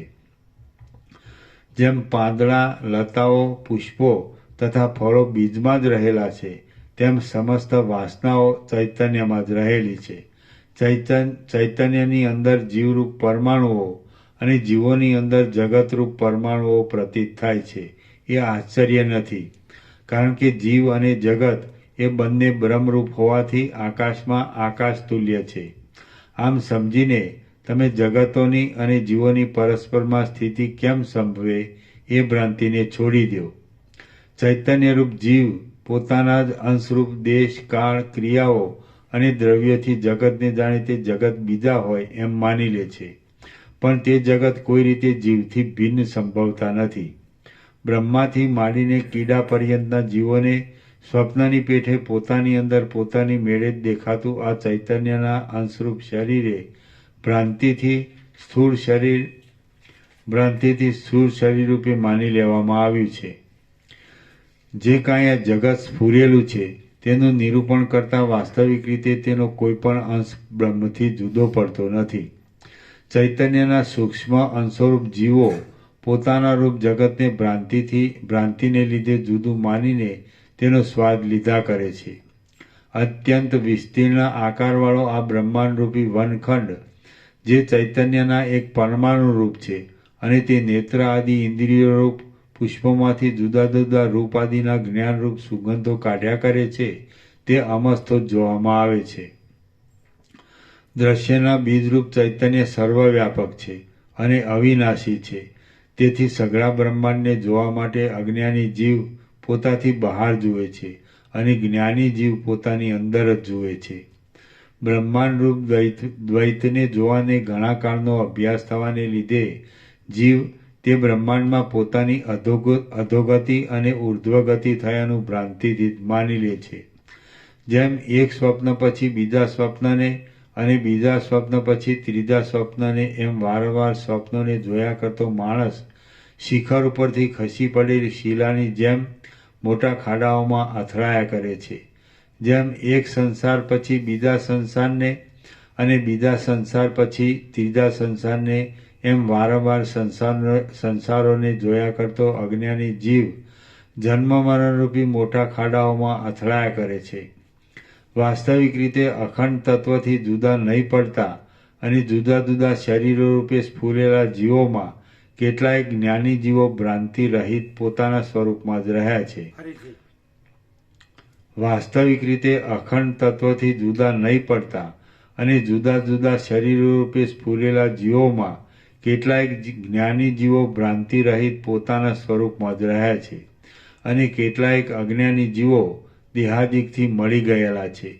કેટલાય જ્ઞાનીઓ બ્રહ્માંડને તથા જીવોને પોતાની અંદર ઉઠેલી ભ્રાંતિરૂપ જ સમજે છે અને તેઓ તો આ જોવામાં આવતા વિશાળ જગતને સ્વપ્ન જેવું મિથ્યા જ માને છે.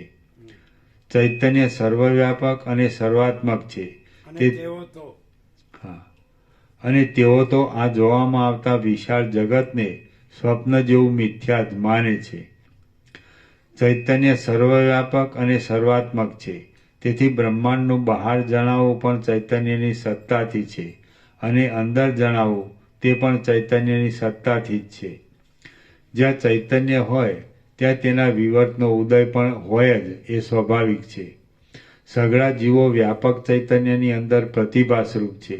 તેઓની અંદર જે અન્ય જીવો ઉદય પામે છે અને તેમની પણ અંદર વળી જે અન્ય જીવો ઉદય પામે છે તે સઘળા જીવો પણ ચૈતન્યની વ્યાપકતાને લીધે ચૈતન્યની અંદર જ પ્રતિભાસરૂપ છે. જીવની અંદર જીવ થાય છે અને વળી તેની અંદર પણ જીવ થાય છે.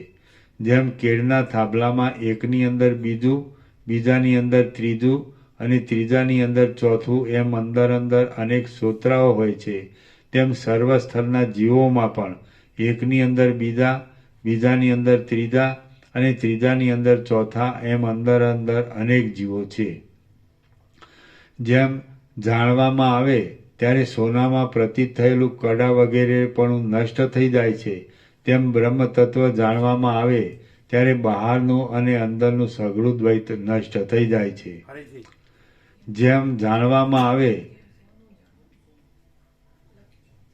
જેમ સોનું જાણવામાં આવે ત્યારે સોનામાં પ્રતીત થયેલું કડા વગેરે પણ નષ્ટ થઈ જાય છે, તેમ બ્રહ્મ તત્વ જાણવામાં આવે ત્યારે બહારનું અને અંદરનું સઘળું દ્વૈત નષ્ટ થઈ જાય છે. જેમ સોનું જાણવામાં આવે ત્યારે સોનામાં પ્રતીત થયેલું કડા વગેરે પણ નષ્ટ થઈ જાય છે, તેમ બ્રહ્મ તત્વ જાણવામાં આવે ત્યારે બહારનું અને અંદરનું સઘળું દ્વૈત નષ્ટ થઈ જાય છે. જે પુરુષને હું કોણ છું અને આ જગત શું છે એવો પ્રૌઢ વિચાર ઉત્પન્ન થતો નથી, તેના મનમાંથી આ અનાદિકાળનો જીવપણાનો દુઃખનો ભ્રમ કદી છૂટતો નથી. જે પુરુષને હું કોણ છું અને આ જગત શું છે એવો પ્રૌઢ વિચાર ઉત્પન્ન થતો નથી, તેના મનમાંથી આ અનાદિકાળનો જીવપણાના દુઃખનો ભ્રમ કદી છૂટતો નથી.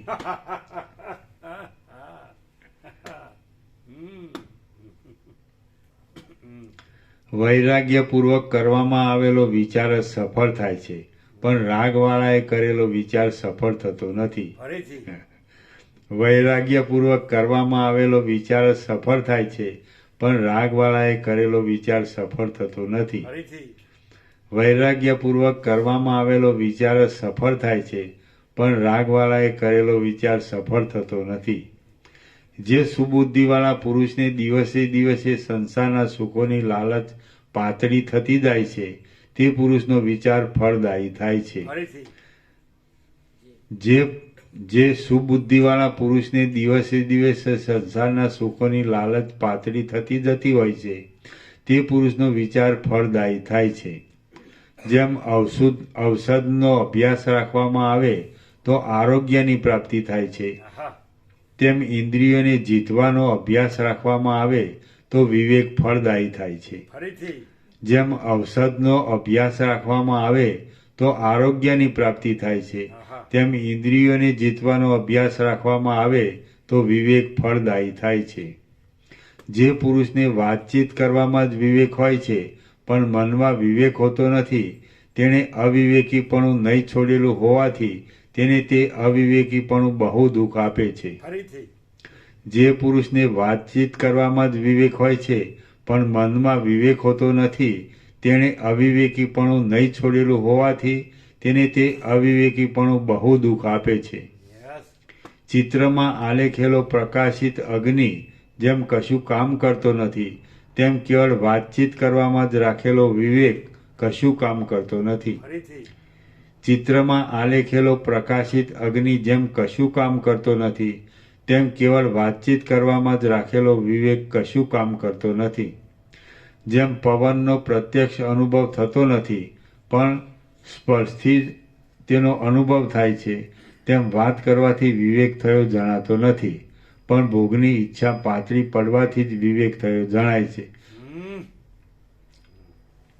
જેમ પવનનો પ્રત્યક્ષ અનુભવ થતો નથી પણ સ્પર્શથી જ તેનો અનુભવ થાય છે, તેમ વાત કરવાથી વિવેક થયો જણાતો નથી, પણ ભોગની ઈચ્છા પાતળી પડવાથી જ વિવેક થયો જણાય છે. જેમ ચિત્રમાં આલેખેલું અમૃત ખરું અમૃત નથી, જેમ ચિત્રમાં આલેખેલો અગ્નિ ખરો અગ્નિ નથી, અને જેમ ચિત્રમાં આલેખેલી સ્ત્રી ખરી સ્ત્રી નથી, તેમ વાતચીતમાં દેખાડેલો વિવેક ખરો વિવેક જ નથી, એમ સમજો. પ્રથમ વિવેકથી રાગ અને દ્વેષ ઓછો થાય, પ્રથમ વિવેકથી રાગ અને દ્વેષ ઓછો થાય છે તથા તેનું મૂળ અજ્ઞાન ઓછું થાય છે, અને તે પછી ઈષ્ટ વિષયોને મેળવવાની અને અનિષ્ટ વિષયોને દૂર કરવાની પ્રવૃત્તિ પ્રબળ થઈ જાય છે. હા, ફરીથી.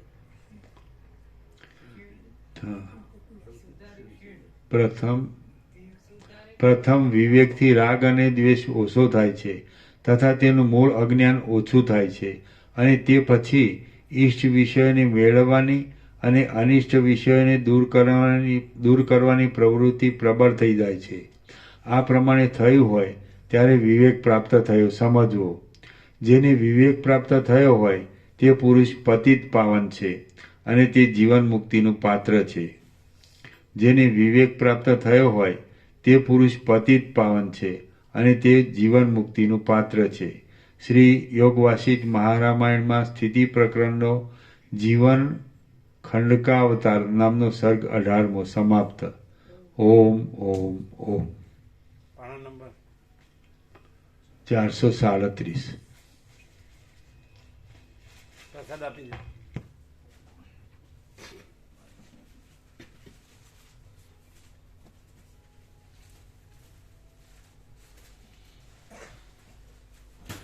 ઈષ્ટની પ્રાપ્તિની અને અનિષ્ટના ત્યાગની નો વિવેક થાય છે. એવું આવ્યું ને, ઈષ્ટની પ્રાપ્તિની અને અનિષ્ટના ત્યાગની. એ વાંચો. જ્યારે વિવેક થાય છેલ્લું. હા,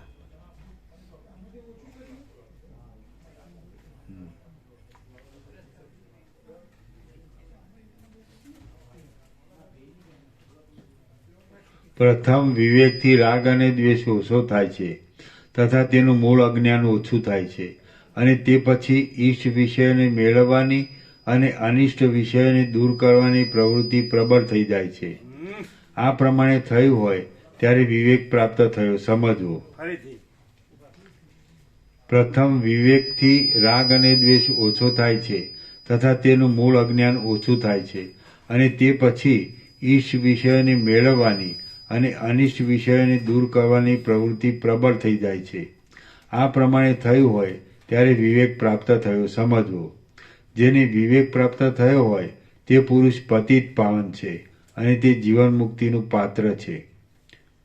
શ્રી યોગ વાસિષ્ઠ મહારામાયણમાં સ્થિતિ પ્રકરણનો જીવન ખડકાવતા નામનો સર્ગ 18મો સમાપ્ત. હાલક.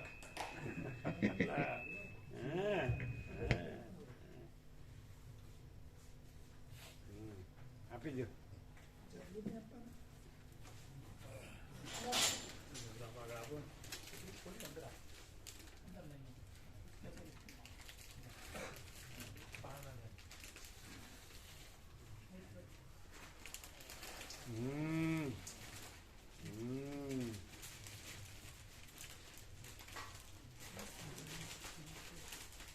ये बात है.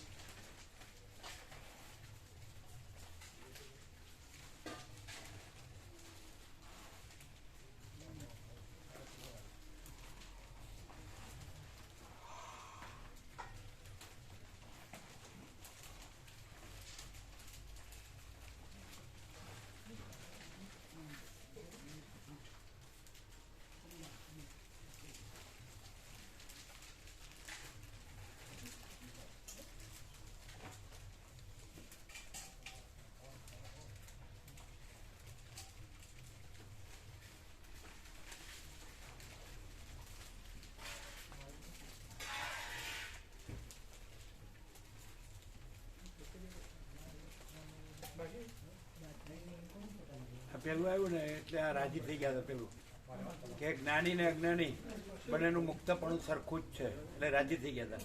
પણ પછી આવ્યું ને કે અજ્ઞાની ઊંઘે છે એટલે પછી બેસી ગયા. પેલા આમ રાજી થઈ ગયા કે જ્ઞાની ને અજ્ઞાનીનું બ્રહ્મપણું ને મુક્તપણું સરખું જ છે.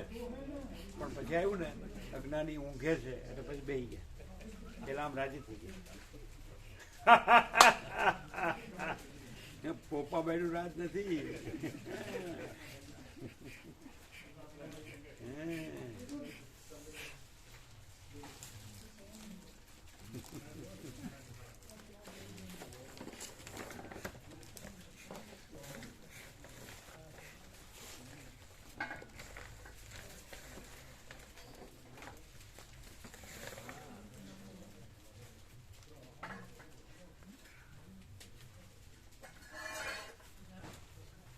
સવારે વહેલા નીકળી જજો. ચારે જણ ભગાપુર ડ્રાઈવ કર.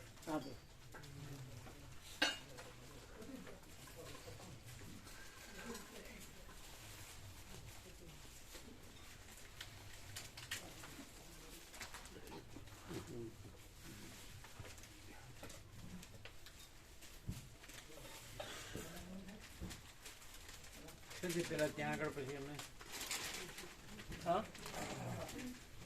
જે બંધાણા હતા એનું નહીં છૂટે. કેમ એનું કઈ કર્યું નહીં? અત્યારે હાલ જાઉં છું. કોઈ પરિચિત નથી હું તો બધું ચાલતું નથી હવે એમ. એ લોકો વધારે ઠીક થઈ ગયા. એનામાં પેલા મેં તો માધા પ્રભુ દીદીની પણ એમાં તો કોર્ટમાં કોઈ ચાલે નહીં એટલે એમ કદાચ મુદત પડશે જ એ થયા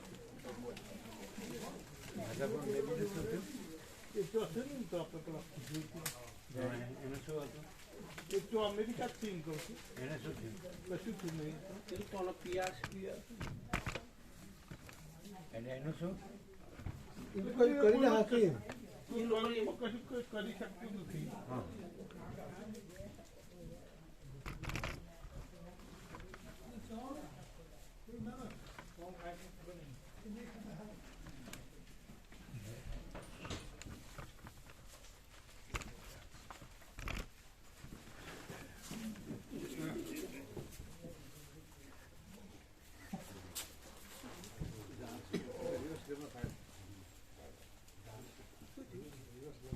અહીંયા પેલું છે ને એટલે આ ઊંચું નીચું છે ને ટેકરો છે એટલે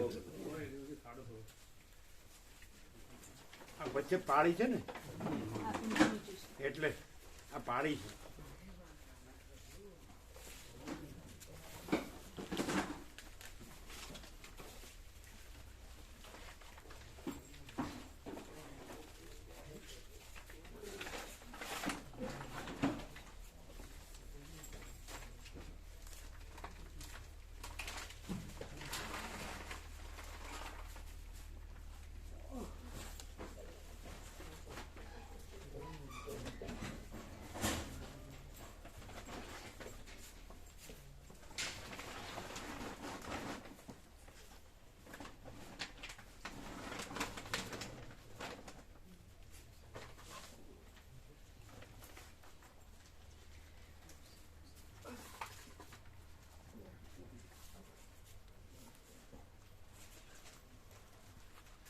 વહેલા નીકળી જજો.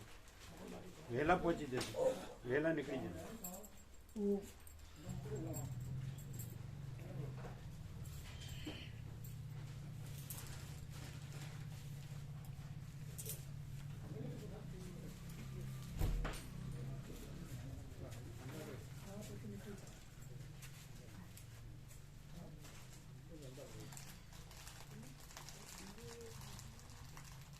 ગમે તે અક્ષર મેળવો, ગમે ત્યાંથી.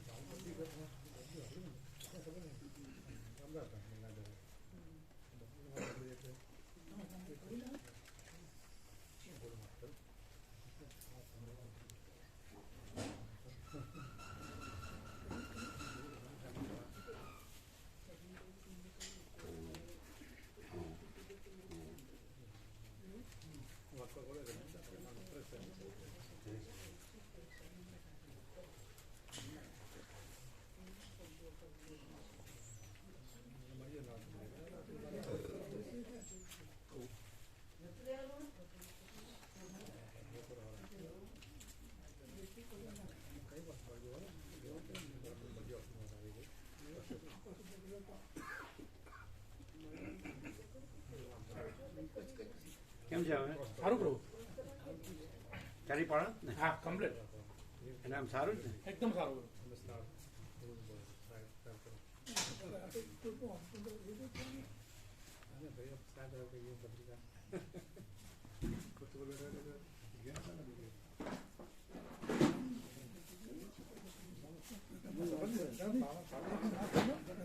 સત્યની પરખ અને આદર કદર હોય ને તો ઠેકાણું પડે. નહીં તો રખડે. પણ મને વેવલા પણ હોય તો ખાલી ખાલી મોટી મોટી વાતો જ સંબંધર કહેવાય બારી. સત્યની પરખ ને આદર કદર ન હોય ને એને ઉએ કે ને એટલે પછી કાંઈ ભમવાનું વેડો પણ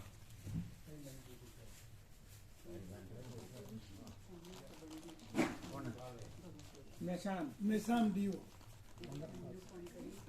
અમદાવાદ હતા લેખિત વગર કશું નહીં સાંભળે તમને બોલાયા છે તો જાણી વાંધો નહીં એ શું કહે છે અને સોમવારે એમ કે તમે મળજો ઓફિસે પછી આગળ કેવું રાજ્યમાં લેખિત આપવું પડે અરજી તો પછી જઈએ તો ખરા રિક્વેસ્ટ કરી તમને તો ખરા બોલાયા છે તો આપી દો પછી તાબડતોબ.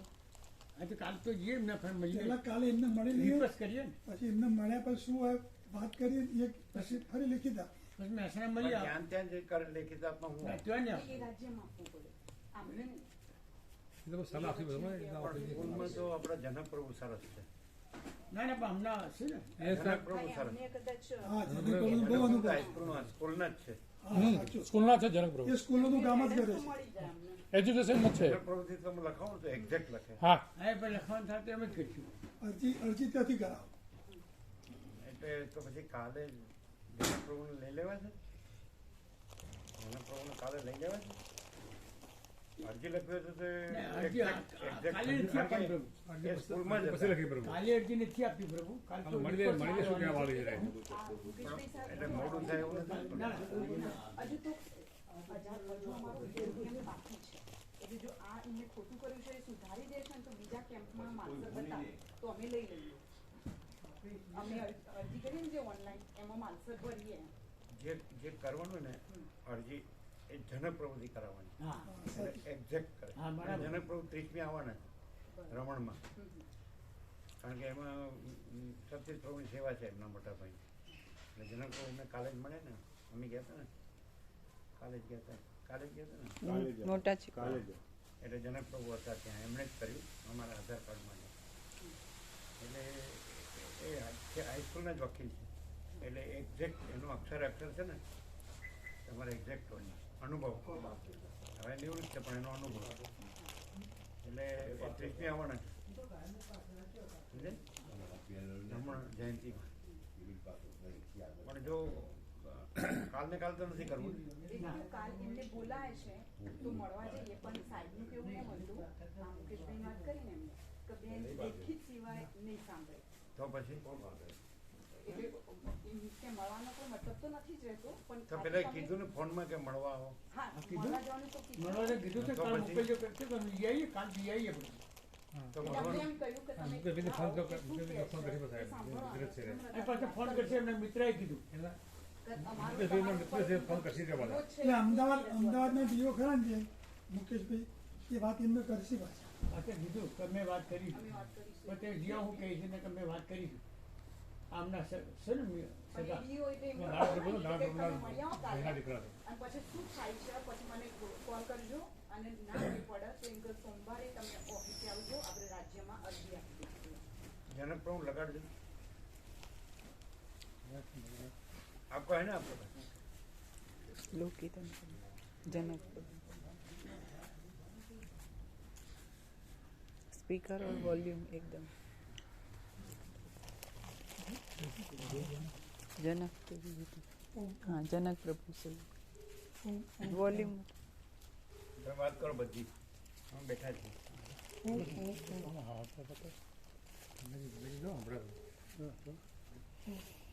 તો સાંભળવું શું એ પ્રભુને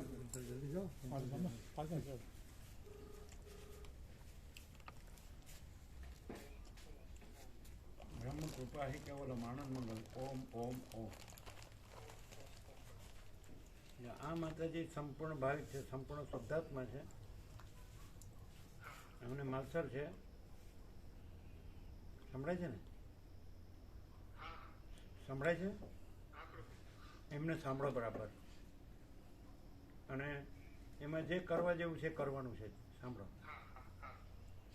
હા, જય પ્રભુ. ઓમ ઓમ ઓમ.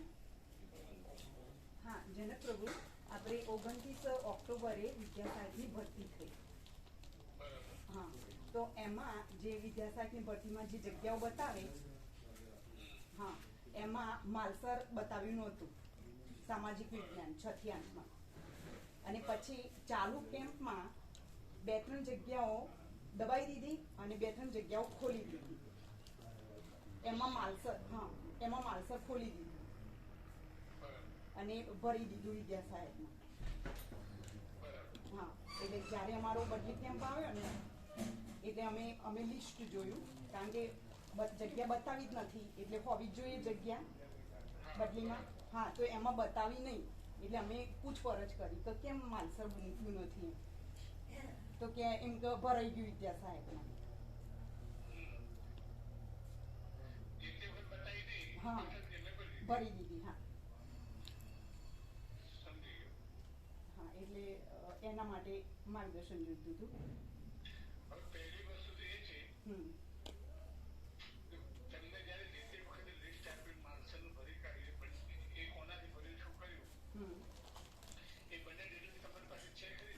હા, જે જગ્યાઓ બતાવી છે એ લિસ્ટ અમારી જોડે છે, કે એમાં માલસર બતાવ્યું નથી.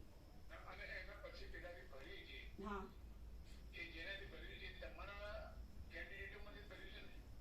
વિદ્યાસહાયક નવી ભરતી વાળા છે ને. હા હા, અને એ કંઈક માલસરની આજુબાજુનો જ વ્યક્તિ છે, અને તલાટીની એનો જોબ હતી.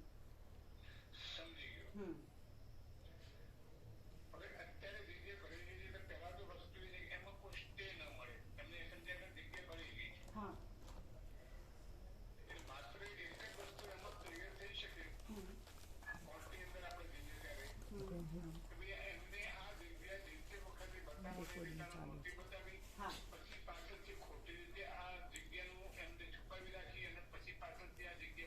ભરી દીધી.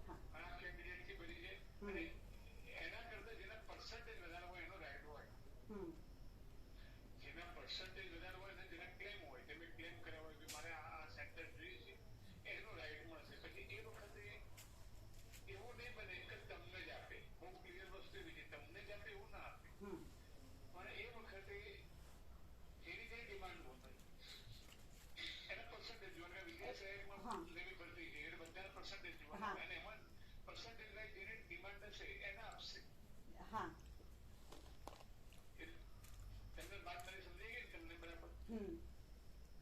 એટલે અત્યારે હાલ કોઈ સ્ટેજ નહીં આપે, કોર્ટ ક્લિયર કરશે, કોર્ટની દ્વારા આપણે રજૂ કર્યું છે તો બતાવવામાં આવશે કે આ પાછળથી એમને જગ્યા ભરી દીધી છે. અને ખરેખર એ વખતે જે તે વખતે એમને આ જગ્યા બતાવી નહોતી, અને એટલા માટે અમે આ જગ્યાના ક્લેમ વાળા હતા એ જગ્યાથી વંચિત રહ્યા છે. ખ્યાલ આવે તમને? પણ આ બધી પ્રોસિજરમાં મિનિમમ 6 મહિનાનો સમય લાગશે. એનું કારણ છે કે તરત જ કાંઈ કોર્ટ શું કરશે, તમારી મેટર ફાઇલ થાય પછી એ લોકોને નોટિસ કાઢશે, ગવર્મેન્ટને, અધિકારીઓને, ડિપાર્ટમેન્ટને, અને ઓલા એના જવાબો માંગશે. અને અધિકૃતિ હશે રજૂ થશે રેકોર્ડ પર. તમને ખ્યાલ આવ્યો? અને પછી કોર્ટ વેરીફાઈ કરશે. ખાલી તમારા સ્ટેટમેન્ટથી કોર્ટ માની ન દે, પછી કોર્ટ વેરીફાઈ કરશે બે ખોટું જ થયું છે. એટલે એ વખતે કોર્ટ કહે કે આ જગ્યા તમે એ વખત બતાવી લીધી, ત્યાં ખોટા કેન્ડિડેટથી ભરી છે, એ જગ્યા અત્યારે ખાલી કરો, એટલે એ કેન્ડિડેટને ત્યાં થઈ લેશે. એને બીજી મૂકશે. પછી જેના પર્સન્ટેજ હશે એમાં નક્કી કરવામાં આવશે કે આટલા લોકોની ડિમાન્ડ છે. એમને જનક પ્રભુ, જે વિદ્યાસાગરની ભરતી છે એમાં ઓલરેડી બધાએ જેને લેવાનું છે એ બધાએ લઈ લીધેલું જ છે. હવે હા હા, એટલે વિદ્યાસાગરની ભરતી માટે આપણો પ્રોબ્લેમ નથી. અમાર બદલી કેમ્પ હવે આવ્યો ને અમારો શિક્ષકોનો, હા, એમાં જગ્યા ના બતાવી. એમાં તો કોઈ ઓડિટ ઉઠાઈ નથી વિદ્યા સાહેબની ભરતીમાં કે મારે માલસર લેવું છે એમ. હા, અમે માંગ કરીએ છીએ કે તમે બદલી વિદ્યા સાહેબની ભરતીમાં જગ્યા બતાવી નથી અને પાછળથી ખોલીને ભરી છે. હા હા હા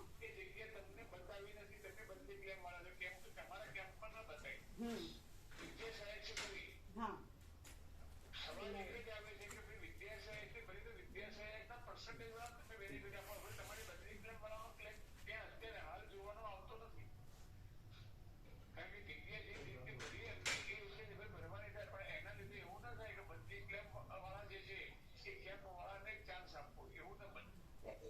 એમ નહીં, અમારું કેવું એ છે કે એ વખતે જે જગ્યાઓ બતાવી, અત્યારે કેવું છે કે જેટલા ઉમેદવાર હોય ને, દાખલા કે 50 વિદ્યા સહાયક ભરવાના છે તો 50 જગ્યા જ બતાવતા હોય છે, બરોબર? એ 50 જગ્યા હા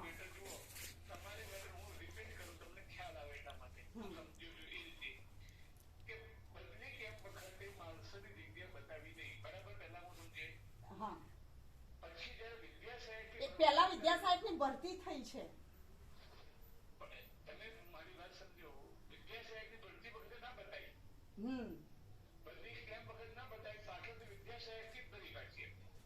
એમ નહીં, 29 ઓક્ટોબરે વિદ્યા સહાયકની ભરતી થઈ, બરોબર?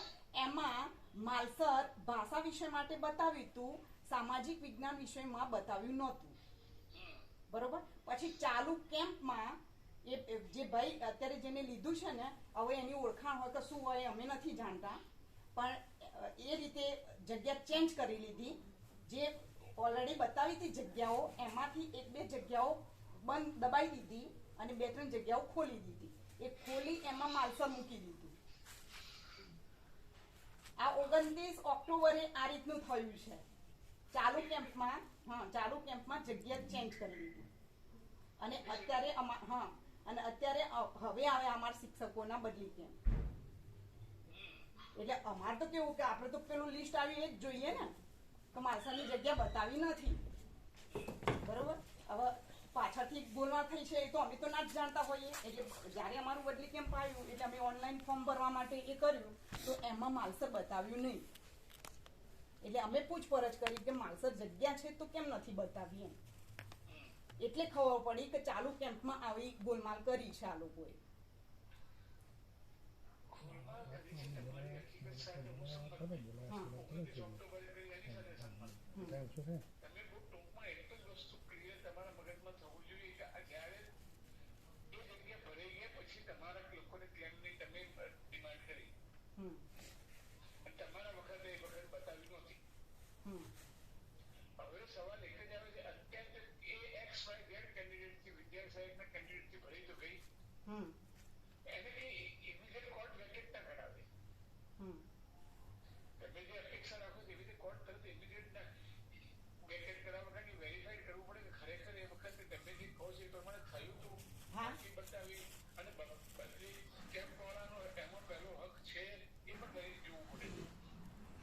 ચાલુ કેમ્પમાં કારણ કે અમારા બોળકા સેન્ટરના બેન છે ને એ પોતે ત્યાં કેમ્પમાં હાજર છે, એમને જ અમને કહ્યું અને એમને જ અમને પહેલું તો મૂકી હતું કંઈ કે તમને માલસર મળી જશે, માલસર બતાવ્યું નથી એમ.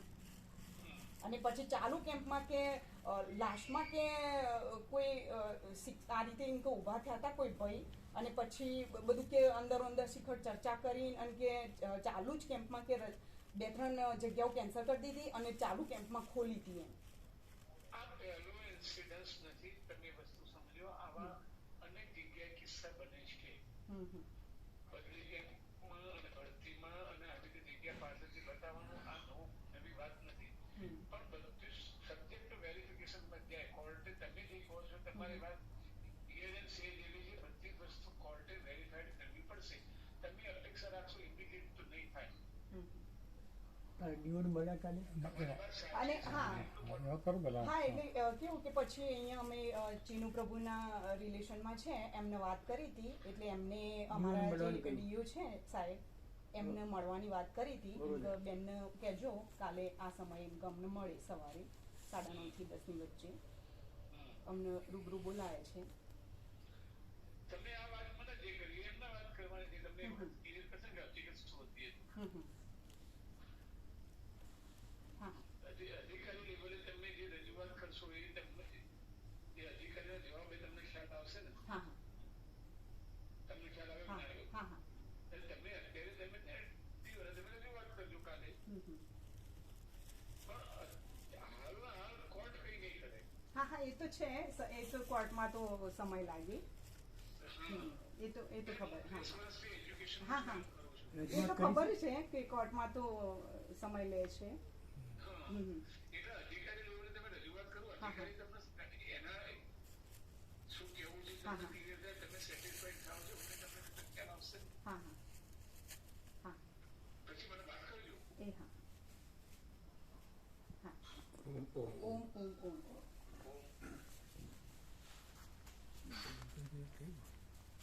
આ છે ને પ્રભુ અમે જે કહીએ છીએ ને પેલા ડીઓ સાહેબે કીધી એ અરજી અને જનક પ્રભુ સીધી કોર્ટની વાત કરે છે. કોર્ટ મેટર કરવાની એ તો આપણે નથી કરવી. અને અરજી વસ્તુ અલગ છે. અરજી કેવું લાંબુ નહીં કરવાનું, હા શોર્ટમાં સીધે સીધું અરજીમાં એ લોકો અંદર અંદર તપાસ કરે. ડાયરેક્ટ વાળું જ કરવાનું, સીધે સીધું. કારણ કે આ ડીઓ સાહેબે એટલે જે અધિકારી હોય ને એના થ્રુ કરવાનું સીધું. જેને સત્તા હોય ને, જેનું ચાલન જે કરી શકે ને એનાથી ડાયરેક્ટ કરવાનું, બીજું કઈ નહીં કરવાનું. કોર્ટમાં નથી પડવું. કોર્ટમાં તો કોર્ટની ભાષામાં વાત કરી. આપણે કોર્ટમાં નથી પડવું. કોર્ટની કાર્યવાહી કરાય જ નહીં. ના કરાય. ના ના ના અને એમાં તો કદાચ થાય ને તો પછી બધા કેન્સર થાય અને એ બધું આપણે નથી લેવું. ના ના એમાં પ્રમાણ જરૂર. હા એ તો બરાબર. કોર્ટ નહીં કે આપણે આ અરજી મકાન મળવા જવાનું પાક. સવારે વહેલા જવાનું, હા ડાયરેક્ટ જ કરવાનું, વાયા બાય નહીં કરવાનું. હા અને સીધું જ અધિકારી હોય જેની સત્તા હોય ને એને જેને થતું હોય ને એનાથી સીધું કરવાનું. હા સમજાય? આ બધા ફેરવે એમ ફરવાનું નહીં. સવારે વહેલા નીકળી જવાનું, હા બરાબર?